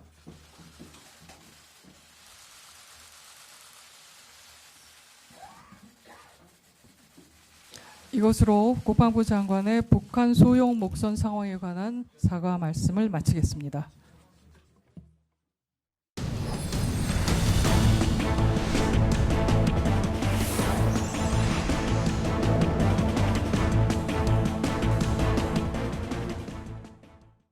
합니다. 많은 언론인 여러분들께서는 아니라고 말씀하실지 모르지만 많은 국민들께서 지금 언론 보도에 대해서 보고 싶지 않다는 말씀들 하십니다. 이건 우파 국민들만 말씀하시는 게 아닙니다. 제가 뭐 예를 들면 이런 겁니다. 오늘 아침에 우연히 만난 분이 이런 얘기를 하시는 거예요. 동네 이렇게 나오다가. 아니 우리는 지금 궁금한 것이 지금 북한에서 내려온 목선이 도대체 어떻게 왔는지 이게 궁금한데 갑자기 뭐 뉴스에 그거는 나오나 마나 해요. 뉴스에서 사라졌어요. 국민들은 그게 궁금합니다. 그런데 방송에 맨날 나오는 것은 지금 요새는 고유정이죠. 계속 고유정입니다. 지금 며칠째 하는지 모릅니다. 나쁜 사람 처벌해야 됩니다. 근데 그것이 국민들한테 관심 있는 것일까요? 그전에는 버닝썬입니다. 국민의 관심을 어디론가 돌리고 있습니다. 진짜 중요한 부분 보도하지 않고 있습니다. 언론은 완전히 장악됐습니다. 사법부는 어떻습니까? 헌법재판소는 어떻습니까? 왜 헌법재판소 재판관에 그렇게 논란이 있는 사람을 끝까지 밀어붙였을까요? 헌법재판소는 6명만 되면 마음대로 할 수 있습니다. 이미 3분의 2를 장악시켰습니다.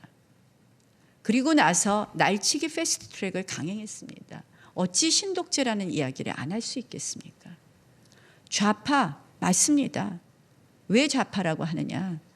결국 포퓰리즘 정책의 일관된 포퓰리즘 정책이라고 생각을 합니다. 예, 알겠습니다.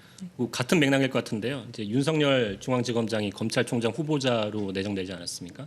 거기에 대한 평가도 그럼 비슷한 맥락에서 이루어질 수 있겠군요. 제가 이제 엊그저께 평가를 내렸습니다. 윤석열 검사장님 뭐 정의감이 아주 뛰어난 그런 검사라고 생각할 수도 있지만 그동안 대표된 것은 결국은 정치보복의 최전선에서 적폐청산의 최전선을 담당해 주신 분으로 우리는 기억합니다. 결국 이 정부가 그 윤석열 중앙지검장을 검찰총장으로 내정했다는 것 자체는 결국 이 정부의 적폐청산의 정책 기조를 계속해서 이어가겠다는 그런 의지 표명이라고 보입니다.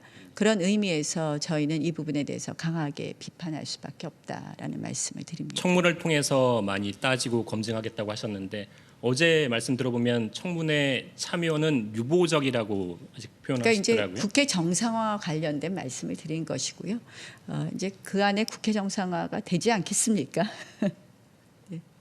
되면 참여해서 따져보겠다는 말씀이신 네, 거죠? 그렇습니다. 예. 당에서 내놓은 이슈 중에 한 가지가 또 손혜원 의원 국정조사인 것 같은데요. 네. 사실 손혜원 의원 이슈 때문에 올해 초에 국회가 상당 기간 공전되지 않았었습니까? 근데 민주당 쪽 얘기를 들어보면 국회 정상화 협상에서 이 한 가지 이슈가 해결이 되면 한국당이 또 다른 걸 내놓고 한다라고 한국당을 비판을 하고 있는 모습이긴 합니다. 손혜원 의원 국정조사에 대해서 어느 정도 의지를 가지고 계신 건지 여쭤보고 싶습니다. 손혜원 국정조사를 또 국회 정상화의 조건으로 붙일까 봐 그렇게 말씀하시나 보죠. 저는 민주당이 무슨 합의 과정을 생중계하듯이 하는 거 보고 정말 실망했습니다. 문구 하나를 뭐 합의 원칙이라고 본인들이 이제 제시하는 거죠. 저한테 제시하기도 전에 저 언론에 먼저 이야기합니다. 저한테 만나자고 전화하기도 전에 언론에다가 원내 교섭단체 대표들 만날 거라고 합니다. 저는 뭐 조건을 계속 붙인다는 말에 동의하기 어렵고요. 지금 민주당이 저는 이 드루킹 특검에 대한 트라우마가 있는 것 같습니다. 홍영표 원내대표가 제가 원내대표 되자마자 이러더라고요. 특검이나 뭐 이런 건 절대 해줄 수 없다고 하더라고요. 작년 12월부터 얼마나 많은 국민들의 의혹이 터져 나왔습니까? 김태우 사건, 손혜원 사건, 신재민 사건 이루 다 말할 수가 없습니다. 하나도 들어주지 않습니다. 청문회조차도 하지 않습니다. 그렇게 꽁꽁 틀어막고 있었는데 결국은 검찰에서 매우 불완전하지만 어쨌든 불구속 기소를 했습니다. 저희가 고발한 내용 중에서 상당 부분은 아직도 수사 중입니다. 저는 이 부분에 대해서 검찰 수사도 더 확실하게 되어야 한다고 생각하지만 민주당이 언제까지 도망가는 것이 그들이 도망갈 수 있는지 한번 판단해 줄 것을 요청합니다. 뭐 국회 정상화 뭐 이런 거 하고 조건으로 걸지 않겠습니다. 그러나 민주당이 탈당시켜놓고 또 언론은 늘 손혜원 의원은 무소속 손혜원 의원이라고 꼭 친절하게 보도하더군요. 저 전 민주당 의원인 손혜원 의원, 김정숙 여사의 절친인 손혜원 의원 사건에 대해서 민주당이 정말 언제까지 자유로울 수 있는지 저는 국정조사하고 그렇게 떳떳하게 하는 것이 맞다고 생각합니다. 알겠습니다. 예, 잘 들었습니다. 듣다 보니까 이제 추가 궁금증이 하나 생겨서 그런데요. 그 이제 손혜원 의원 국정조사는 일단 국회 정상화 이슈하고는 전혀 별개의 말씀을 해주셨고, 근데 다만 그 인사청문회 문제, 네, 이 부분은 그 국회 정상화와는 별개로 인사청문회는 열겠다 이렇게 말씀은 지금 안 하신 거잖아요. 그러면 일정 부분 연계가 됐다는 그런 뜻인 건지, 아니면은 연계는 아니지만 뭐 또 다른 생각을 갖고 계시다는 뜻인지 그걸 좀 명확해 주셨으면 더 도움이 될 것 같습니다. 너무 어렵게 보시지 말고요. 청문 요청서가 아직 안 왔습니다. 뭐 청문 요청서 국회에 도착하면 잘 보겠습니다. 네. 예, 알겠습니다. 이어서 그 외교안보 분야 쪽으로 정책평가 토론회를 계속하도록 하겠습니다. 남도영 센터장께서 이어가 주시죠. 예, 그 미중 무역 전쟁, 패권 전쟁들이 이제 계속되고 있고 두 나라 모두 우리나라에 줄을 서라. 뭐 균형 외교, 실리 외교 다 의미는 있는 얘기인데 어쨌든 한쪽에 줄을 서라라고 요구를 하는 상황인데 우리 나 원내대표께서는 국회 외교통일위원장도 지내셨는데 조금 발제문을 읽어보면은 그래도 미국 쪽에 서야 되는 거 아니겠냐라고 이제 말씀을 하실 것 같은데 어느 쪽에 우리는 줄을 서야 우리 국익에 도움이 되는 겁니까? 정말 안타깝습니다. 이 정부의 외교를 보고 있으면요. 외교가 정말 실종됐죠. 이 북한만 이렇게 바라보고 북한하고 어떻게 뭐 할까 하다 보니까 지금 결국은 중재자니 뭐니 이야기했지만 이제는 완전히 고립된 역할이고 고립된 상황이고 이제는 완전히 왕따된 상황이라고 생각을 합니다. 한미 관계도 한중 관계도 한일 관계도 어느 것 하나 지금 제대로 되는 게 없습니다. 얼마 전에 뭐 스웨덴 가서 대통령 그러셨습니다. 남북 정상회담 곧 할 수 있다. 물리적으로 불가능하지 않다 했는데 결국 시진핑 방중이 바로 발표되지 않았습니까? 결국 아무것도 모른다는 겁니다. 우리 지금 외교가 완전히 전무입니다. 전무. 저는 지금 이 미국과 중국 당연히 패권 전쟁 하게 돼 있다는 건 예측되어 있습니다. 당연히 경제 관계로 이 기술 전쟁, 경제 전쟁 할 수 있다. 이거 당연히 예측됐습니다. 근데 우리 어떻게 했습니까? 저는 이 정부가 참 어떻게 보면 어리석었다고 생각하는 것이 전 정권이 사드 문제를 해놓고 갔어요. 사드 그때 그냥 배치했으면 됩니다. 근데 지금까지도 사드 어떻게 되고 있습니까? 공사도 못하고 있어요. 환경 영향 평가한다고 이러지도 저러지도 못하고 있어요. 가서 중국 가서는 3노 약속이나 하고 왔습니다. 그걸 기정사실화했으면 훨씬 편하게 출발할 수 있었습니다. 이 정부가. 뭐냐.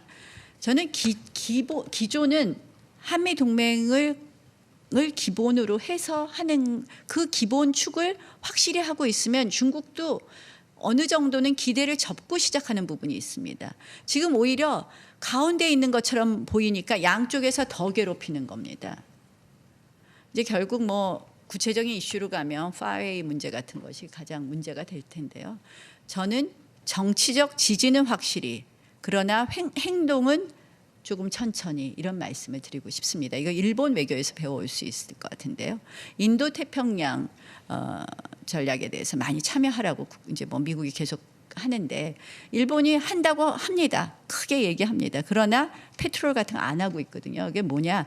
그러니까 정치적 지지는 확실히, 그러나 경제적인 행보는 조금 더 실익에 따라서, 국익에 따라서 하는 것이 맞다고 생각합니다. 사드 배치 관련해 가지고 굉장히 중국의 경제 압박으로 우리 기업들이나 정부 고생을 많이 했는데, 그럼에도 불구하고 사드를 배치했었어야 된다. 그래야지 오히려 그렇죠. 낫다라고 말씀을 하시는 거예요. 이미 받을 불이익은 다 받았거든요. 이미 손해 볼 것은 다 받고 아무것도 얻은 것이 없게 된 것이죠. 좀 전에 그 일본 외교에서 배워야 된다라는 말씀을 하셨는데, 유달리 그 나원내 대표의 정치 이력을 보면은 좀 친일 논란이 되게 많습니다. 그 초선 때 자위대 방문, 행사 방문 실패 사건 뭐 이렇게 볼 수도 있겠고요. 그 다음에 최근에는 반민 특위가 국론 분열의 특위였다. 그 다음에 한일 위안부 협상은 잘 긍정의 측면이 있다. 외교적으로 긍정의 측면이 있다. 그러면서 기조발전문에는 이제 관제 민족주의라는 말씀도 사용하셨는데, 좀 이렇게 일본 문제에 대해서 유달리 이런 논란이 많은 것에 대한 좀 본인의 의견을 좀 말씀해 주시죠.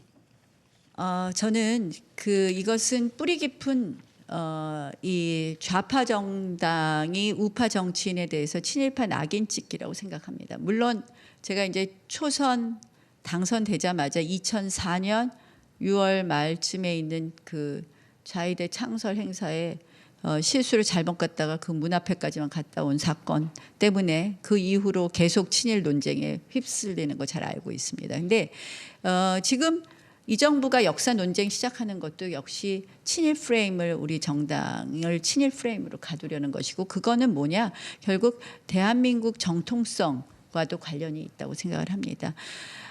뭐 지금 너무 많은 이슈를 말씀을 하셔서 제가 뭐 일단 뭐 하나씩 일단 이슈별로 한번 말씀을 드려보겠습니다. 반민특위 부분은 저는 뭐 그 반민특위를 폄훼할 생각은 아니었는데, 그 부분에 대해서 왜곡 조금 오해의 소지가 있는 부분에 대해서는 유감의 뜻을 표시합니다.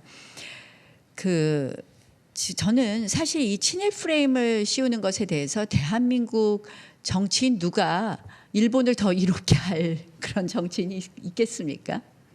이거는 결국 계속 이 우파를 이 친일 프레임으로 가두는 것인데요. 지금 문재인 대통령이 다시 시작한 것입니다. 이것을 지금 김원봉 서원을 왜 꺼냈겠습니까? 역시 친일 논쟁이 또 불거지는 것입니다. 이해하시겠습니까? 아시겠죠?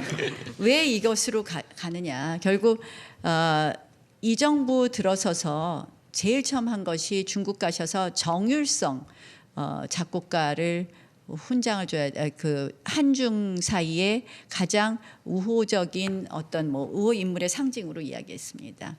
그리고 지난번 3.1절에는 빨갱이 이야기를 또 하셨습니다. 그리고 이번에는 이제 김원봉 서훈 이야기를 하셨습니다. 이거는 끝없는 이 우리 대한민국 역사 정통성 흔들리기와 관련이 있다고 생각을 합니다. 그런 의미에서 저는 과거와 계속 싸우는 이 정부가 과연 미래를 가져갈 수 있느냐 하는 부분을 하나 말씀을 드리고요. 그다음에 이제 저에 대해서 이렇게 계속 프레임을 씌우는 것은 뭐 결국은 뭐 우파 정당에 대한 낙인 찍기와 함께 우파 정치인에 대한 낙인 찍기라고 생각을 하고요. 위안부 협상 제가 그때 말씀드린 것도 외교적으로 잘 됐다고 했습니다. 근데 지금 보니까요, 어제 이 정부가 똑같은 거 하고 있어요. 위안부 협상의 문제점 2가지 말했습니다. 이 정부가 우리를 공격할 때 뭐라고 했느냐? 피해자 의사 확인하지 않았다. 2번째, 왜 재단이라는 거 만드냐 했어요. 강제징용 재단 만들자고 어제 하시대요. 피해자 의사 확인 안 했다고 오늘 언론에 나오대요. 똑같습니다.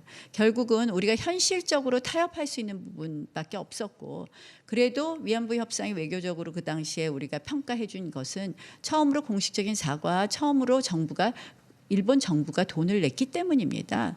그런데 그런 부분에 대해서도 계속 프레임을 씌우는 겁니다. 프레임 씌우는 것의 끝판왕은요, 제가 좀 표현을 그렇게 썼는데, 이번에 제가 우리 국회에서 그 날치기 패스트 트랙 할 때 양말을 신었어요. 운동하시느냐고. 근데 양말을 우리 수행실장이 갖다 줬는데 그냥 전 무신고 신었죠. 제가 뭐 양말 하나 구해오라 했더니 하나 갖다 줬더라고요. 근데 거기에 이 캐릭터가 그려져 있는데 제가 이렇게 발등을 좀 운동하고 덮으니까 안 보여질 줄 알았는데 누우니까 그게 캐릭터가 그대로 보여졌는데 그게 일본 만화 캐릭터라고 합니다. 쿠마몬. 그랬다고 이것이 또 뭐 토착 외구의 증거라고 패널들이 나와서 얘기하더라고요. 저는 그래서 참 정말 우리가 이런 불필요한 논쟁 언제까지 해야 될까요? 우리 정치 수준이 이래야 될까요? 하는 생각을 합니다. 제가 한 가지 더 말씀드리면 제가 독도에 한번 갔다 왔다고 일본에서 또 반일 정치인이라고 들어오지 말라고 한 적이 있습니다. 그때 사실은 제가 독도에 간 적이 있었는데 그리고 2주 후에 일본을 방문해서 그 당시 이제 관방장관하고 면담이 잡혀 있었는데 관방장관 측에서 굉장히 예민한 데니까 좀 이번에는 오지 말아달라 그래서 제가 그 당시에 좀 일본 방문 일정을 미뤘다는 말씀도 드립니다. 그래서 일본에서는 반일 정치인, 한국에서는 친일 정치인이니까 제 정체성을 잘 모르겠습니다. 최근에 북한 목선이 그 삼척항에 이제 날바귀순이라는 표현도 나오던데 3일 동안 이제 돌아다녔지만 접안했지만 우리 군 당국은 모르고 있었고 또 군 당국이 그거를 제대로 브리핑하지 않고 약간 거짓말 논란에도 휩싸여 있는데 이 부분에 대해서는 뭐 의원님들끼리 좀 얘기가 되어진 부분들이 있는지. 굉장히 심각한 문제라고 생각합니다. 제가 어제 국정원 보고를 받았습니다. 두 가지 부분이 있습니다. 첫 번째는 지금 군이 숨기려고 했다는 부분, 또 그리고 군이 경계태세가 완전히 해제됐다는 부분입니다. 저는 작년에 9.19 남북 군사 합의를 보면서 이것은 당장 없어져야 될 것이다 라고 이야기했었습니다. 9.19 남북 군사 합의는 결국 우리의 무장 해제를 더 촉진시키는 것이었습니다. 제가 올해 초에 낸시 펠로시 의장을 만났었는데 낸시 펠로시 의장이 그런 이야기를 했습니다. 1년 동안 대한민국에서 일어난 것은 북한의 비핵화가 아니라 무장 해제만이었다. 결국 그것을 그대로 보여주는 것이 이번에 북한 목선 사건이라고 생각을 합니다. 그래서 군의 경계태세가 완전히 무장 해제됐다는 것, 그리고 그것을 또 군이 속이려고 했다는 것이 굉장히 큰 문제점이고요. 또 하나는 뭐냐? 제가 어제 국정원 보고를 받았는데요. 이 4명의 선언이 있었습니다. 지금까지도 우리는 아직도 더 분석해야 됩니다. 이들이 어떤 경로로 왔는지 명확하지 않습니다. 바로 내려왔는지 돌아서 내려왔는지 이들의 진술에 의한 경로만 있습니다. 자신들이 더 분석해야 된다고 분명히 얘기했습니다.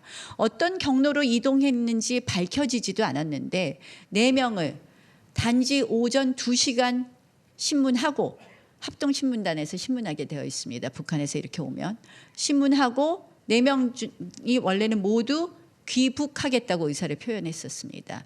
그런데 2명은 귀남하겠다고 대한민국으로 귀순하겠다고 의사를 표시했다고 더 이상 조사하지 않았습니다. 뭐 오후에 좀 더 조사했다고 하는데 결국은 뭐 오후 조사까지 다 합쳐봤자 6시간 조사하고 이들 북한에 가고 싶다는 사람들 그냥 보내줬습니다. 근데 여기서 문제점 뭐냐? 왜 해상 경로가 중요하냐? 이 사람들의 대공 용의점을 반드시 조사했어야 됩니다. 이 사람들은 군복을 입은 사람이 2명이었습니다. 물론 뭐 여러 가지 이유를 댔습니다.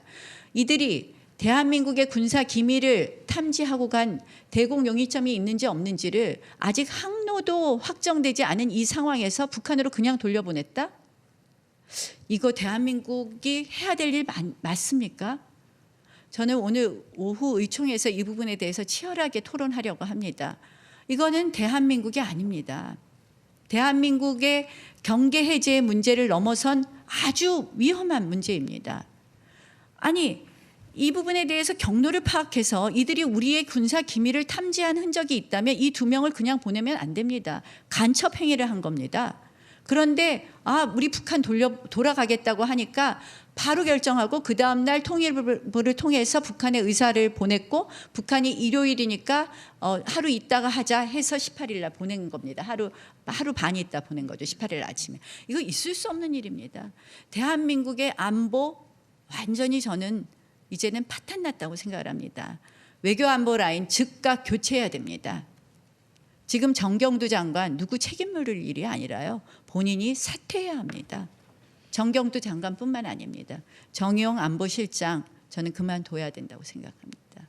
저는 이 지금 북한 목선 사건은요, 저희가 가볍게 볼 일이 아닙니다. 단순히 군이 파도에 가만히 있어서 우리는 그것이 선박인지 몰랐다, 이런 것으로 빠져갈 문제가 아닙니다.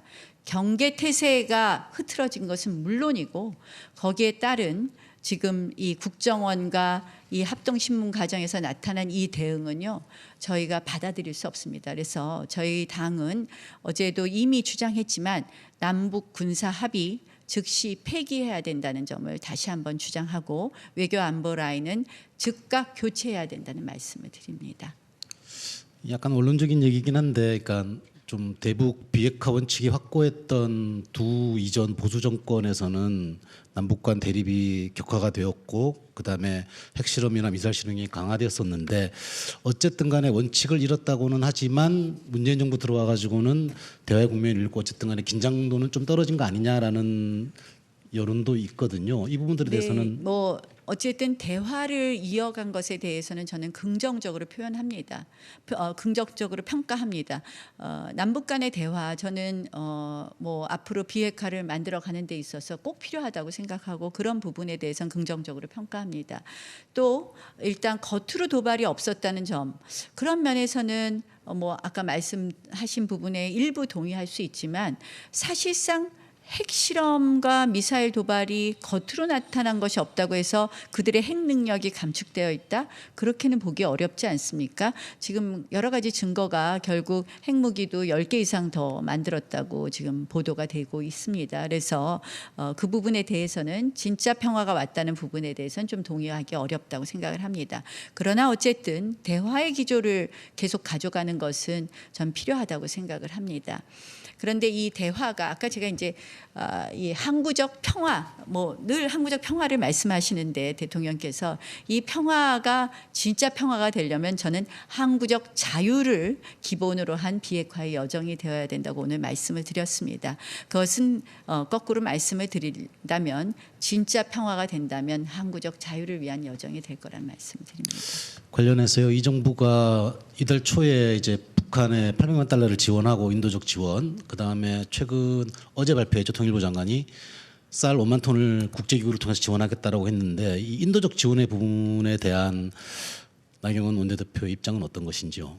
저는 진짜 인도적 지원에 대해서는 적극적으로 환영합니다. 제가 사실은 우리 보수 정권 당시에도 저는 사실 이제 장애인 체육 스포츠 쪽에 많은 활동을 하고 있었는데, 패럴림픽이나 스페셜 올림픽에 관련돼서 국제이사나 세계 집행위원을 하고 있었는데요. 그때 북한의 가입, 또 북한의 가입을 유도하는 데 있어서도 적극적으로 저도 노력을 했고요. 또 스페셜 올림픽 같은 것을 북한에 좀 전파하기 위한 노력도 계속했습니다. 그런데 이번 지금 정부에 들어서서 인도적 지원이라고 포장되는 부분이 진짜 인도적 지원일까에 대해서는 많은 분들이 의심을 갖고 있습니다. 또 이것을 지금 이 시점에 인도적 지원을 강조하는 것이 맞겠느냐에 대해서도 많은 분들이 의문을 표하고 있습니다. 쌀이 보니까 액수가 한 1270억 원 되더라고요. 저는 이제 그게 몇만 톤 하니까 몰랐는데 1270억 원이면 엄청난 액수입니다. 근데 사실 북한은 직접 못 받겠다고 해서 지금 이제 겨우 한 것이 이제 우회적 지원이고, 또 그것도 보면 지금 북한이 과연 쌀이 지금 부족한지도 명확하지 않다는 거 아닙니까? 북한 장마당에서의 쌀 가격은 지금 안정적이라는 것이거든요. 그래서 북한의 쌀 수요 공급에 대해서도 지금 국제기구도 이것이 정말 정확한 통계라는 걸 에 대한 확신이 없습니다. 그래서 과연 지금 북한이 쌀이 필요한 필요한 것이냐. 필요하다면 인도적 지원이 되겠지만 필요한 것이냐의 문제가 있고요.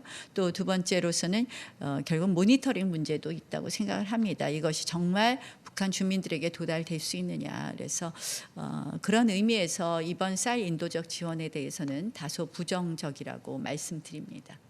인도적 지원은 찬성하는데 이번 인도적 지원은 좀 부정적이다라는 이번 것이 말씀이시죠? 인도적 지원일 것이냐에 대한 퀘스천부터 시작해서 부정적일 거라는 말씀을 드립니다.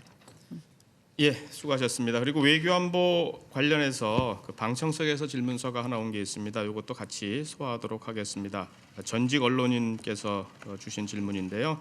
문재인 대통령의 스웨덴 의회 연설 중에 남북은 그 어느 나라도 침략한 적이 없다라는 언급이 있었습니다. 그러나 6.25에 대해서 한국전쟁에 대해서는 유엔 안보리 결의안을 통해서 북한군에 의한 무력 공격이라고 규정된 바 있습니다. 서로 상치되는 듯한 느낌인데 이에 대한 나경원 원내대표님의 의견을 개진 부탁드립니다. 이렇게 질문이 왔습니다. 네, 제가 사실은 그 스웨덴 연설문 보고 깜짝 놀랐습니다. 결국 이것은 우리가 이제 결국은 그 다음 문장이 서로 총뿌리를 겨눈 아픈 역사만이 있습니다인가 뭐 그런 문장입니다. 제가 그걸 보고 깜짝 놀랐습니다. 이거는 마치 6.25의 남침을 부정하고 결국은 서로 잘못해서 6.25 전쟁이 있었던 것처럼 쌍방과실이라는 표현을 써야 될지 모르겠지만 그런 것처럼 읽힐 수 있는 부분이었습니다. 그래서 제가 사실 이 부분에 대해서 강력한 비판의 말씀을 드리려고 하다가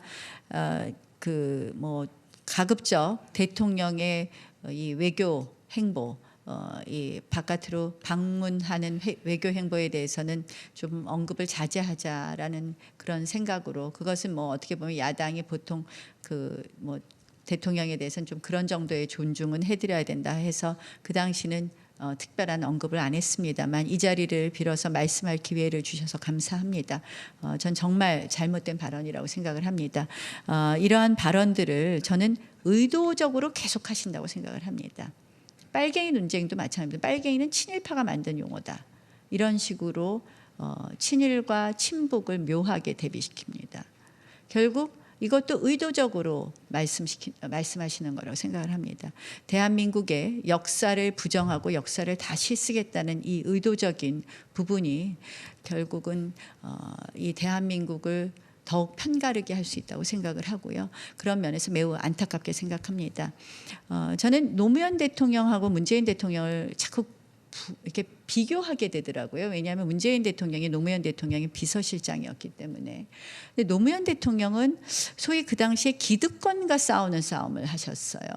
그러나 매우 실용적이었습니다. 한미 FTA도 체결했고 제주에 해군기지도 설치했습니다. 노무현 대통령은요, 심지어 지금 문재인 대통령이 탈원전을 하고 있는데요. 아주 친원전주의자입니다.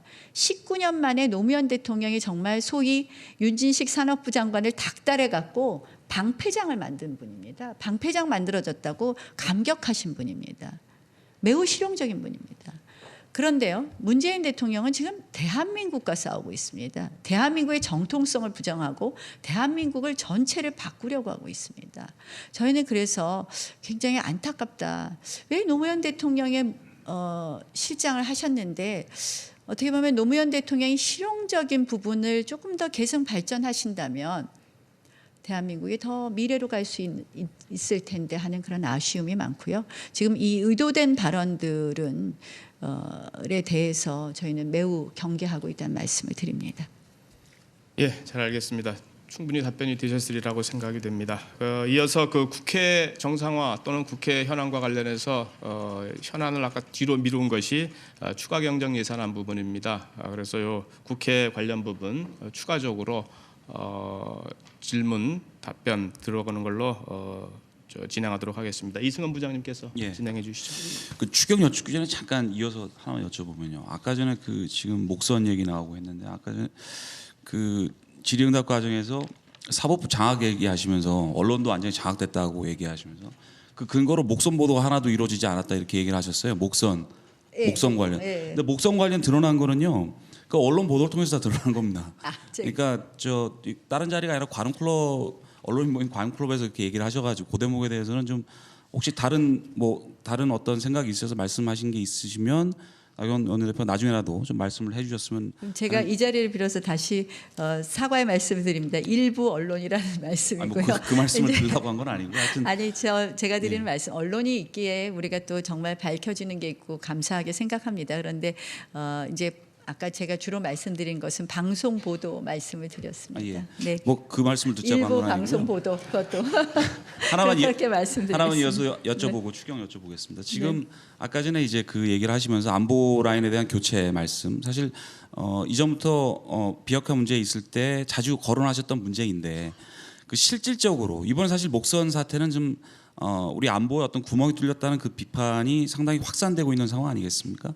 정경주 장관 방금 사퇴된다 말씀하셨는데 이거를 야당 입장에서 좀 더 강력하게 하기 위해서 예를 들면 해임 건의안이라든지 좀 더 구체적인 액션을 취하실 계획이 있나요?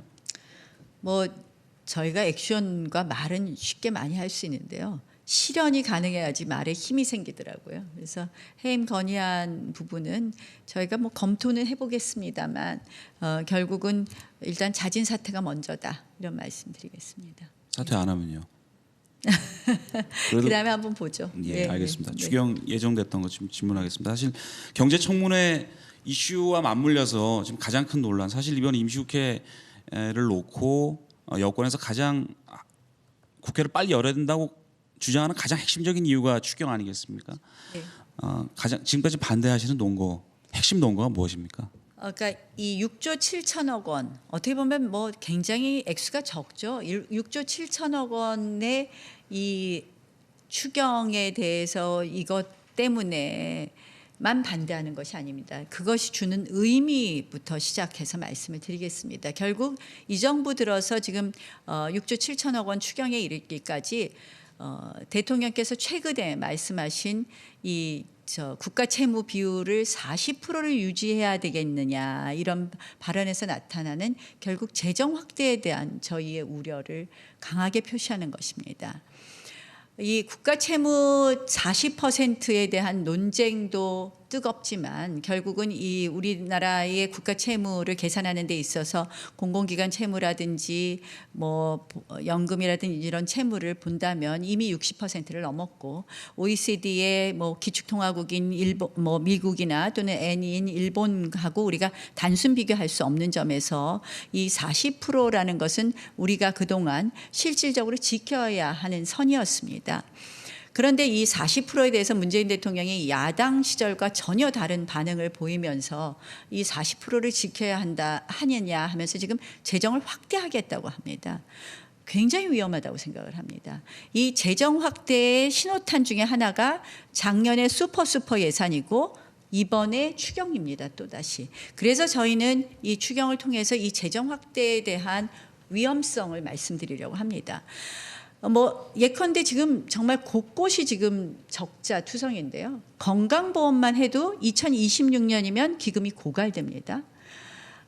뭐 한전은 좀 다른 문제이긴 하지만 한전이 2016년까지만 해도 그 12종가 흑자를 내다가 흑자였다가 지금 올해 들어서 1,280억인가 제가 지금 수치를 뭐 하여간에 적자를 기록했습니다. 지금 완전히 다 적자로 돌아가고 있는 상황이고 이런 상황에서 OECD에서 예상할 때 2050년대에서 가장 어떻게 보면 이 국가 재정이 바닥날 위험성이 있는 나라로 대한민국을 지금 꼽고 있습니다. 우리는 저출산 또 고령화 사회 아닙니까? 그런데 지금 확대 재정을 하고 있습니다. 그래서 저희는 그런 의미에서도 이 추경을 반대하는 부분이 있고요. 두 번째는 이 추경의 내용입니다. 결국 이 정부의 정책 기조를 그대로 보여주는 건데요. 이 정책 기조가 소득주도 성장 정책, 좌파 파퓰리즘 반기업 정책 제가 세 가지를 말씀을 드렸는데 그것에 기저하다 보니까 결국은 현금 나눠주는 선심성 복지 정책이 계속 이곳저곳에 숨어 있습니다. 6만 개 또 선심성 일자리, 통계 일자리 예산이 있고요. 이렇습니다. 결국은 기본 정책 기조를 바꾸지 않고 돈만 계속 뿌린다면 이런 비유를 하더군요. 잡초가 있는 꽃밭에 비료를 주면 나중에 더 힘들어진다. 결국 이 정책 기조를 바꾸지 않고서 여기다 추경 주고 또 슈퍼 예산, 전 뭐 추경에 대한 뭐 문제점 여러 가지 말씀드릴 수 있지만 그런 의미에서 추경이 화두가 됐습니다. 그래서 제가 경제청문회를 하자는 겁니다. 그래서 정책 기조를 바꿔야 된다는 점이 가장 큰 대표적인 저희의 주장이고요. 일단은 이번 추경은 아까 말씀드린 것처럼 내용면에서 선심성 추경, 총선형 추경이고요. 3조 6천억 원의 국채를 발행하게 되어 있습니다. 한마디로 빚을 또 내는 것이죠. 그래서 지금 국가채무 논쟁과 함께 이 국가채무의 적정 비율에 대한 논쟁과 함께 이 추경을 이렇게 쉽게 뭐 6조 7천억 원밖에 안 되니까 6조 7천억 원을요 오롯이 제대로 써도 경제 성장률에 영향을 미치는 것은 0.03 내지 0.04%랍니다. 제대로 써도. 그래서 사실은 우리가 그냥 가볍게 아이고 이거 얼마 안 되는데 줄 수도 있습니다. 그러나 이것은 기본적인 이 정부 경제정책 기조가 그대로 되어 있는 상황에서 이것을 바꾸지 않을 경우에 재정 확대가 무한히 될 수 있다는 점에서 우리는 이 부분을 짚어야 되는 부분이 있고요. 두 번째는 이 또다시 빚을 낸다는 점에서도 저희가 함부로 해줄 수 없다는 부분이 있습니다. 그 추경 관련해서 추경안 전체가 있습니다. 6조 7천억 원의 추경안 중에 최근까지 이제 한국당의 입장은 그러면 논의를 하되 이 추경안을 쪼개서 재추경을 원래 재추경을 하려고 이 논의가 시작됐으니 재추경에 해당하는 2조 2천억만 따로 분리해서 하고 나머지는 뭐 논의하자. 이른바 추경을 분리해서 지금 처리하자는 그런 이제 말씀을 나눴는데 그게 네. 현실적으로 기술적으로 가능한가요? 그러니까 이제 원래 재추경안을 분리해서 제출할 수 있긴 합니다. 근데 이제 뭐 지금이라도 분리해서 제출하면 될 텐데 그거는 하지 않을 것이고요.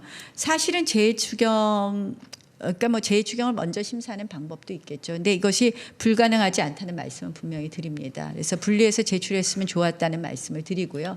그런데 재추경이라고 가져온 2조 2천억 원 중에서요. 실질적으로 산불 추경이 980억 정도 되고요.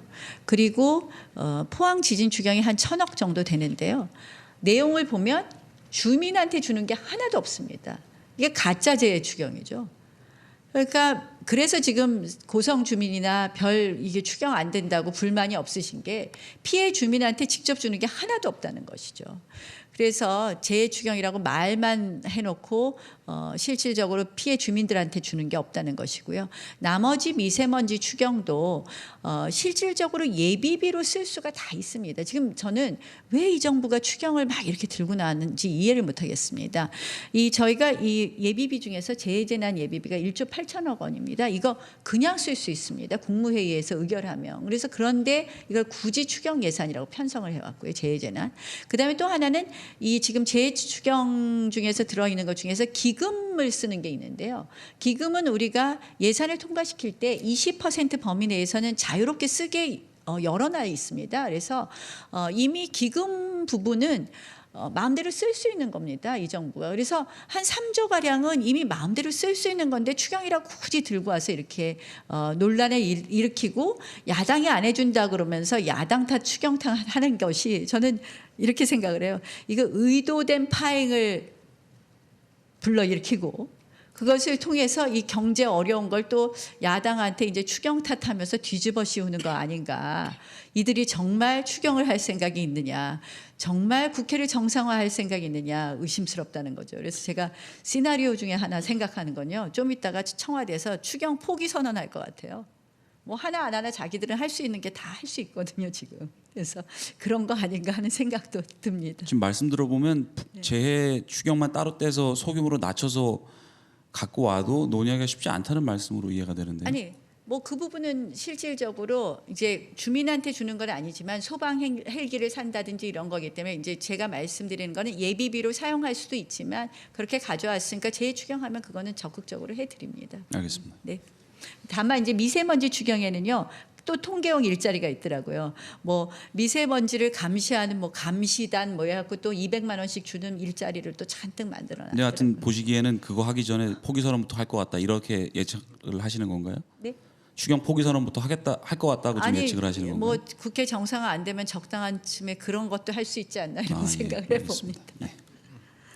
예, 알겠습니다. 그럼 이어서 그 정치인 나경원에 대해서 차례대로 한번 마지막 단락이 될 것 같은데요. 질문을 이어가도록 하겠습니다. 패널 한 분 한 분씩 그냥 그 궁금증 중심으로 진행을 해주시면 될 것 같습니다. 먼저 임세훈 기자부터 시작해 주실까요? 내년 총선 동작을 얘기를 하셨고요. 총선이 끝나고 나면 2년 뒤에 이제 대선도 있고 서울시장 선거도 예정돼 있습니다. 정치인 나경원에게 가장 잘 어울리는 옷은 그때쯤 어느 것이 될까요? 저는 뭐 원내대표는 요새 바빠서 잘 모르겠습니다. 뭐 아까 대선 그 서울시장 선거 말씀하셨는데 또 우리가 의회주의자로 남는 일도 있습니다. 저는 왜 이렇게 국회라는 자리는 작은가 하는 그런 생각을 많이 합니다. 대한민국의 입법부는 왜 이런 모양이 됐을까라는 고민도 하거든요. 입법부가 바로 서는 것도 또 대한민국 미래에 굉장히 도움이 된다고 생각을 합니다. 지금 원내대표 하느냐고 바빠서 사실은 미래의 고민은 못 해봤고요. 일단 원내대표하고 내년 총선에서 동작을 지켜내는 거 그것부터가 제 책무라고 생각합니다. 예, 관련해서 저도 하나 추가 질문, 이제 네. 가벼운 질문이니까요. 네. 지금 이제 아까 황교안 대표의 이제 여론조사 네. 상으로만 보게 되면은 이제 보수 진영에서는 황교안 대표가 이거 이제 거의 독주하는 그런 네. 양상인데 혹시 그 이제 나경원 원내대표의 이름이 아직 앞에는 많이 안 올라가 있는 것 같아요. 네, 근데 네. 당에서는 또 투톱 체제라고 얘기하시는 분들도 또 계세요. 뭐 그런데 그런 상황에서 봤을 때 그 이른바 대선 지지율 과 관련된 그 뭐랄까요? 아직 앞에 못 들어가고 있는 데 아쉬움 뭐 이런 것들은 아유, 없으신지? 뭐 앞에 들어가면요 괜히 공격만 더 받습니다. 뭐 관심 없습니다. 알겠습니다. 제 할 일 열심히 하겠습니다. 그 앞에 안 들어가 있어도 맨날 친일파라 그러고 뭐 나쁜 거 있으면 꼭 저 많이 공격하더라고요. 민주당한테 좀 제 말씀 좀 드려야 되겠어요. 좀 원내대표니까 협상 상대방이니까 좀 살살 좀 하라고. 알겠습니다. 이어서 그 구혜영 반장님 질문해 주시죠. 예, 제가 여쭤보고 싶은 질문 전에 한 가지만 더 여쭤보겠습니다. 아무래도 뭐 현안이 지금 있어서요. 제가 기조발제문을 말씀하시는 동안 다시 한번 꼼꼼히 좀 읽어봤는데 국민의 뜻을 상당히 많이 강조하셨고 정치가 있어야 할 곳을 생각하면서 토론의 준비를 하셨다라고 말씀하셨는데 지금 그 자유한국당이 국회에 등원하지 않는 부분에 대한 여론도 싸늘하거든요. 그 역시 국민의 뜻이라고 생각합니다. 정치가 서 있어야 할 곳은 국회라는 부분은. 그리고 당내에서도 조건 없는 등원을 요구하는 목소리가 적지 않은 걸로 알고 있고요. 그래서 이 부분에 대해서는 좀 어떻게 생각하고 계시는지. 네, 국민들께서 많이 걱정하시는 거 잘 알고 있습니다. 국회 들어가서 일 좀 하지 하는 말씀들이 있는 것도 잘 알고 있습니다. 그런데 지금 이제 국회를 열었을 때 과연 우리가 무엇을 할 수 있느냐에 대해서 한번 고민을 다시 한번 해봅니다. 지금 이제 제가 아까 국회 정상화에서 가장 중요한 것은 정부와 여당이 결국 야당을 국정의 파트너로 생각하는 거라는 말씀을 드렸습니다. 국회에서의 자유한국당은 소수입니다. 저희는 과반이 턱없이 안 되고 있습니다. 그런데 국회가 열었을 때 우리가 할 수 있는 게 무엇일까요? 저는 아까 뭐 추경에 대해서도 말씀드렸지만 결국은 한마디로 뭐 토 달지 말고 이 달지 말고 정부가 하고 싶은 거 해내라라는 겁니다. 결국 추경만 해도요 그렇고요. 또 지금 줄줄이 걸려 있는 저희가 보기에는 악법들이 너무 많습니다. 과연 이 파트너라고 인정하고 우리의 의사, 우리의 주장을 조금이라도 담아서 이러한 부분을 조정할 생각이 있느냐 없느냐가 가장 중요하다고 생각을 합니다. 국회를 여는 것만이 중요한 것이 아니라 열어서 정말 좋은 법 만들고 정말 더 좋은 대한민국을 만드는 데 도움이 되는 일을 해야 됩니다. 그런데 저는 민주당이 하고자 하는 그런 법들을 보면 실질적으로 대한민국 미래에 도움이 되는 것이 아닌 것이 너무 많은 것 같아서 안타깝다는 말씀을 드립니다. 네, 지금 보수 정당의 첫 여성 원내대표시고 중진 의원이신데 보수 정당의 어떤 여성 리더십에 대해서도 고민을 많이 하셨을 것 같아요. 그래서 그 보수정당의 여성 리더십 첫 여성 원내대표 일을 이렇게 맡으시면서 좀 그 생각해 보신 게 있으시다면 후배 여성 정치인들한테도 좀 많이 도움이 되지 않을까 싶은데. 그래서 정말 뭐 보수 정당의 첫 여성 원내대표로서 무거운 책임감을 느끼긴 합니다. 근데 이제 저는 여성 남성의 리더십의 차이 뭐는 보통 뭐 그냥 늘 하는 말들이 있는데 그게 사람마다 좀 다른 것 같아요. 그걸 꼭 여성 남성이라는 것을 구분짓는 게 맞나 이런 생각을 해보는데요. 다만 저는 여성의 리더십 중에서는 어머니의 리더십은 여성들한테 잠재적으로 가지고 있는 것 아닌가 이런 생각을 합니다. 여성이라는 것의 본성 중에 하나는 어머니의 리더십이라고 생각을 하는데요. 그것은 무한한 희생과 헌신의 리더십이라고 생각을 합니다. 제가 이 원내대표 되면서 생각하는 것이 당을 위해서 또 우리 의원님들을 위해서 제가 더 헌신하고 희생하는 낮추는 리더십을 하겠다라는 생각을 많이 하고 있습니다. 그런 면에서 좀 헌신과 희생으로 이 우리 당이 다시 신뢰받는 데 역할을 하고 싶습니다. 그 이미지와 관련해서 오늘 좀 질문이 있는데요. 그러니까 좀 불편하시겠지만 사선의 중진 의원이신데 그 나경원 정치인의 특별한 정치색이 그 동안에 드러난 적이 없었거든요. 뭐 특별히 친이도 아니셨고 아주 강한 친박도 아니셨고 저는 사선의 정치를 하는 동안에 특별한 색깔이 보이지 않고 원내대표가 된 이후에는 굉장히 강성 발언들이 좀 많았다. 뭐 최근에는 한국당의 애국당화 뭐 이런 얘기들로 좀 나오는데 좀 그 특별히 좀 과격한 이미지나 강성 이미지를 좀 일부러 입히려다 보니까 좀 발언들에도 무리가 따르고 좀 기존의 정치 행보에서 특별하게 강인한 이미지가 없다 보니까 검색을 하면 주로 이제 이렇게 나경원 원내대표 같은 경우는 뭐 리즈 연관 검색어가 남편, 딸 뭐 이렇게 약간 어떤 정치적인 신념이라기보다는 좀 개인의 신상과 주변에 대한 얘기들이 많이 나오는데 좀 그런 부분에 대한 본인 스스로에 대한 냉정한 평가는 좀 어떻습니까? 환경과 상황이 사람을 만드는 것 같아요. 제가 뭐 사실은 글쎄요, 제 정치적인 부분에 대해서 신념을 잃어버린 적이 없었다고 생각을 하고요. 그런 신념을 지키다 보니까 친이나 친박 이런 계파에 제가 안 선 것 같습니다. 사실 저는 뭐 친이나 친박이 가치와 이념이 다른 그런 계파라고 생각하지 않습니다. 사람을 중심으로 한 계파입니다. 만약에 가치와 이념이 다른 우리 당 내에 좀 더 오른쪽의 계파, 좀 더 중립적인 계파가 있었다면 그런 부분에 있어서는 제 신념을 분명히 표시할 수 있었겠죠. 그러나 우리 당 내의 그 친이와 친박의 계파는 분명히 사람 중심의 계파였습니다. 그래서 저는 신념이 강한 정치인이었기 때문에 저는 계파에 특별히 쓰지 않았다는 말씀을 드리고요.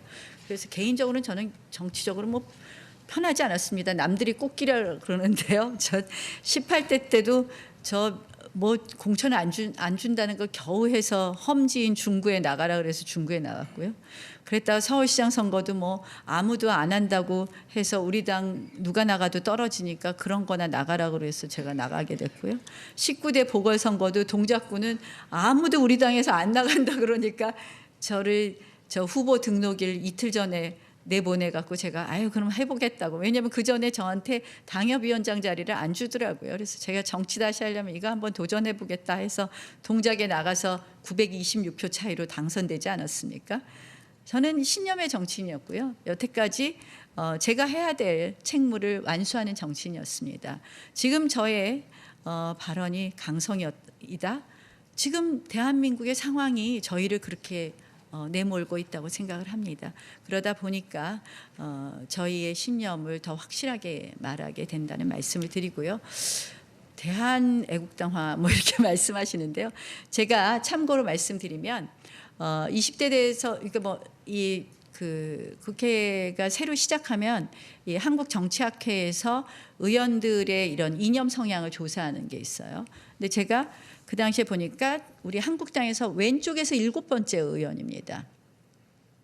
저도 깜짝 놀랐어요. 제가 안보, 경제 가치에서 굉장히 우파인데 내가 왜 왼쪽에서 7번째지 하고 봤더니 이 사회적 가치 부분에 있어서의 인권 이런 부분을 강조하는 것에 대해서 저를 그런 것은 좌파 가치로 생각을 해서 왼쪽에서 7번째로 저를 자리매김해놨더라고요. 이게 설문조사의 답인데요. 그래서 제가 이상하다. 이 인권은 우파의 가치인데 하는 생각도 해봤습니다. 어쨌든 뭐 신념의 정치인이었다는 말씀을 드립니다. 예, 지금 보면 이제 헌신, 신념 이런 단어를 많이 말씀해 주셨어요. 그러면 이른바 나경원 정치의 키워드, 국민들이 나경원 하면은 나는 이런 단어를 떠올렸으면 좋겠다. 그리고 나는 그런 단어에 충실한 정치인이 되고 싶다라는 그 키워드 하나를 꼽는다면은 나경원 이퀄 어떤 정치인? 너무 어려운 질문이십니다. 어려운 질문이신데요. 저는 사실 뭐 헌신, 신념 이런 말씀 드렸지만 제가 초선 때 제일 먼저 제가 했던 뭐 정치 행보라고 할 수 있나 제일 먼저 했던 거는 사실은 국회 장애인 특위를 만드는 거였습니다. 제가 국회 장애인 특위를 만들었고요. 제가 제일 먼저 받은 당직이 한나라당 장애인 위원장이었습니다. 그리고 제가 제일 먼저 한 것이 국회 연구단체의 장애아이 위켄이라는 것을 만드는 것이었습니다. 장애아이도 할 수 있다는 거였습니다. 제가 정치 사실은 쉬는 정치 휴직이 저한테는 정치적으로는 굉장히 불행했던 시기지만 전 제가 굉장히 하고 싶었던 일을 할 수 있었던 시기였는데요. 그 당시 스페셜 올림픽 조직위원장을 맡아서 스페셜 올림픽을 평창에서 치러내는 일을 했습니다. 그리고 나서는 저 스페셜 올림픽이라는 NGO 단체입니다. 직원 8명 있었습니다. 그 NGO 단체 회장으로 정치 휴직기를 지냈는데요. 그때 당시에 슬로건이 Together We Can이었습니다. 함께하면 할 수 있다. 장애아이와 비장애인이 같이 하면 할 수 있다. 이런 슬로건이었죠. 저는 결국 신념과 헌신 이런 말씀을 드렸지만 저는 공존의 정치를 꿈꿉니다. Together we can. 우리 대한민국이 미래로 가기 위해서는 상대방을 적으로 보지 않고 상대방의 의견을 인정해주고 상대방과의 차이를 인정해주고 그 사이에서 대한민국 미래를 논할 수 있는 공존의 정치를 원하고 그런 키워드로 정치하도록 하겠습니다. 예, 이승환 예. 부장님 질문해 주시죠. 딱딱한 질문 주로 드려서 하나 좀 평소에 여쭤보고 싶었던 거 하나 드리겠습니다. 예전에 선배 원내대표분들 여야를 막론하고 이렇게 얘기 나눠볼 때 보면은 체력이 정치력이라고 많이 말씀을 체력이 국력이기도 하지만 이 원내대표 가장 많은 일정 소화하시는 이제 보직이신데 평소 어떻게 좀 관리하십니까? 하루에 잠 얼마나 주무세요? 하루에 한 5시간 내외 자는 것 같습니다. 그래서 사실은 너무 피곤하고요. 그래서 저 홍영표 원내대표가 지난번에 그러더라고요. 빨리 그만두고 싶다 그러면서 머리가 많이 빠졌다 그러시더라고요.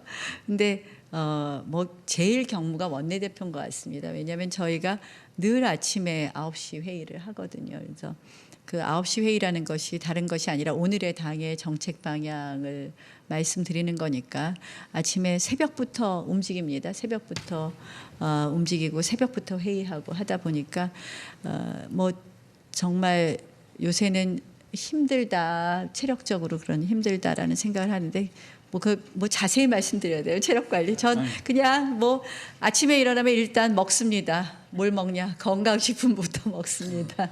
그래서 제가 아침 밥은 못 먹고 나와도 건강식품 꼭 먹는다는 말씀드리고요. 건강식품과 계란 1개는 꼭 먹는다는 말씀을 드립니다. 그리고 일주일에 운동할 시간이 너무 없어서 요새는 제일 괴롭게 생각하고요.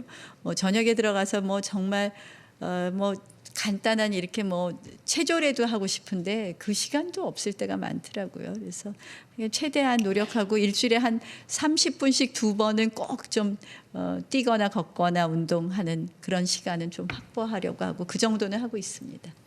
예, 알겠습니다. 그리고 이제 방청석에서 주신 이 질문을 마지막으로 드리겠습니다.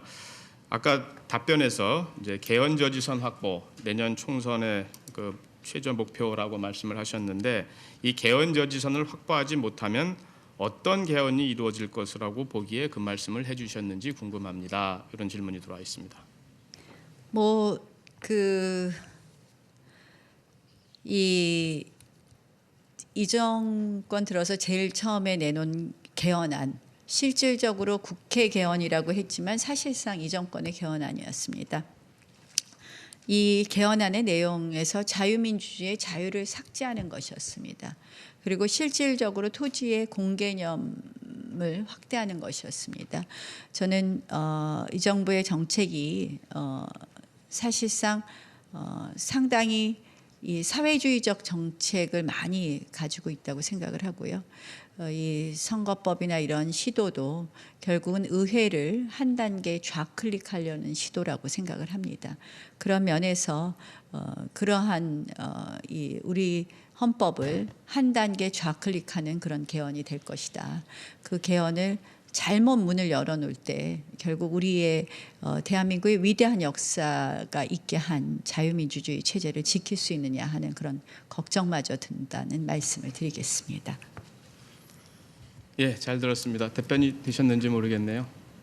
예, 알겠습니다. 뭐 대략적으로 이제 저희한테 주어졌던 2시간이 다 이제 돼가고 있습니다. 원래 이제 공식 일정상으로는 마무리 발언이라는 것이 있는데요. 어제 이인영 원내대표도 시간이 넘쳐서 마무리 발언을 못했습니다. 오늘도 아마 그렇게 마무리를 해야 될 것 같습니다.